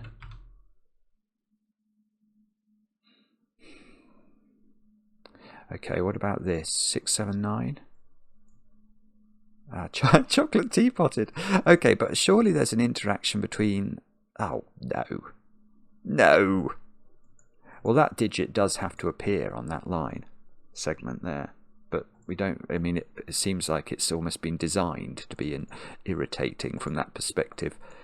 It's 6 or 7, so... I mean, it's not that one. Oh, come on. Okay, maybe we are going to have to think about something else then. Oh, is it this? I haven't... Yeah, let's give this some thought. So 4 has appeared, but that's delivering a 4. So these 2 digits, how do you get that one on? Oh, no. Oh, you can. Phew. Right. That digit, immediately look at that, you think, oh dear, dear. But that 7 is delivering a 6 to the line. Sorry, a 9 to the line. So that, I think, has to be 9, which does a bit more disambiguation. Similarly, that digit now, that's a 9, don't forget. So that digit is that digit, and the only common digit there is 1. I don't see how that's wrong. Famous last words, but I don't see how that's wrong. That's now 7, that's a 2. This is a 1, 6 pair, 1, 6. That's not 6 anymore. These squares are 5 and 9. No, it's still not done. These squares are 2, 7 and 8. And that's the 2. Oh, we probably need to consider this. So this... that needs an 8 on it, and it's got one. Oh, I know where the 8 goes, though. 8, 7, 9. Ah, okay. So that one was 6 or 7. So those two are the same digit, aren't they? Let's give that a little flash for a moment. So that digit... Oh, bother. How do we do this? The 9 and the 5 are the done. 6, 7. This is an 8, 9 pair. I can do that. So this... is a 9. These 2 digits are the same. So by Sudoku, they look like they're 7s. So that's 6, that's 6, that's 7. That's 6. And that's 5.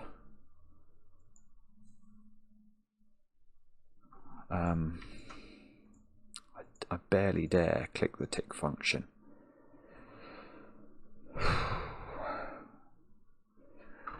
Right, here we go. Oh! Whoa! Whoa! I don't know if I have to go out in about... I'm not going to... This isn't going to be live today. There's no way I can get it. I can't get it exported in time. That is an incredible puzzle.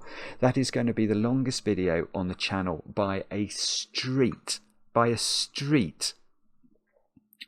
That is, I think, undoubtedly for me the hardest puzzle I've done on the channel since it started. I have done some beasts, but that was hugely hard for me. Hugely hard.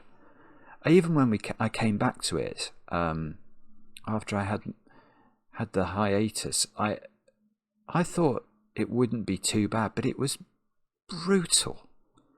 It's a fascinating idea. It is a fascinating idea. I have no idea what makes anybody think in these terms. And IcyFruit, well, you have come up with a puzzle that I think I will live long in my memory. It really will. Describing it as brilliant is doing it an inadequacy. It is an incredible, incredible achievement. I don't really know how I solved it, actually. There were many moments during that where my brain was a blank. But I have solved it, and I am quite thrilled about that. I hope if anybody is still watching, and probably nobody will be, then if you're not subscribed, think about it. You sat through that. And yeah, let me know in the comments how you got on. Enjoy the comments, especially when they're kind, and let me know. I mean, I must have missed all sorts of things throughout that solve, but yeah, that I'm just thrilled to get through it. And we'll be back later with another edition of cracking the cryptic.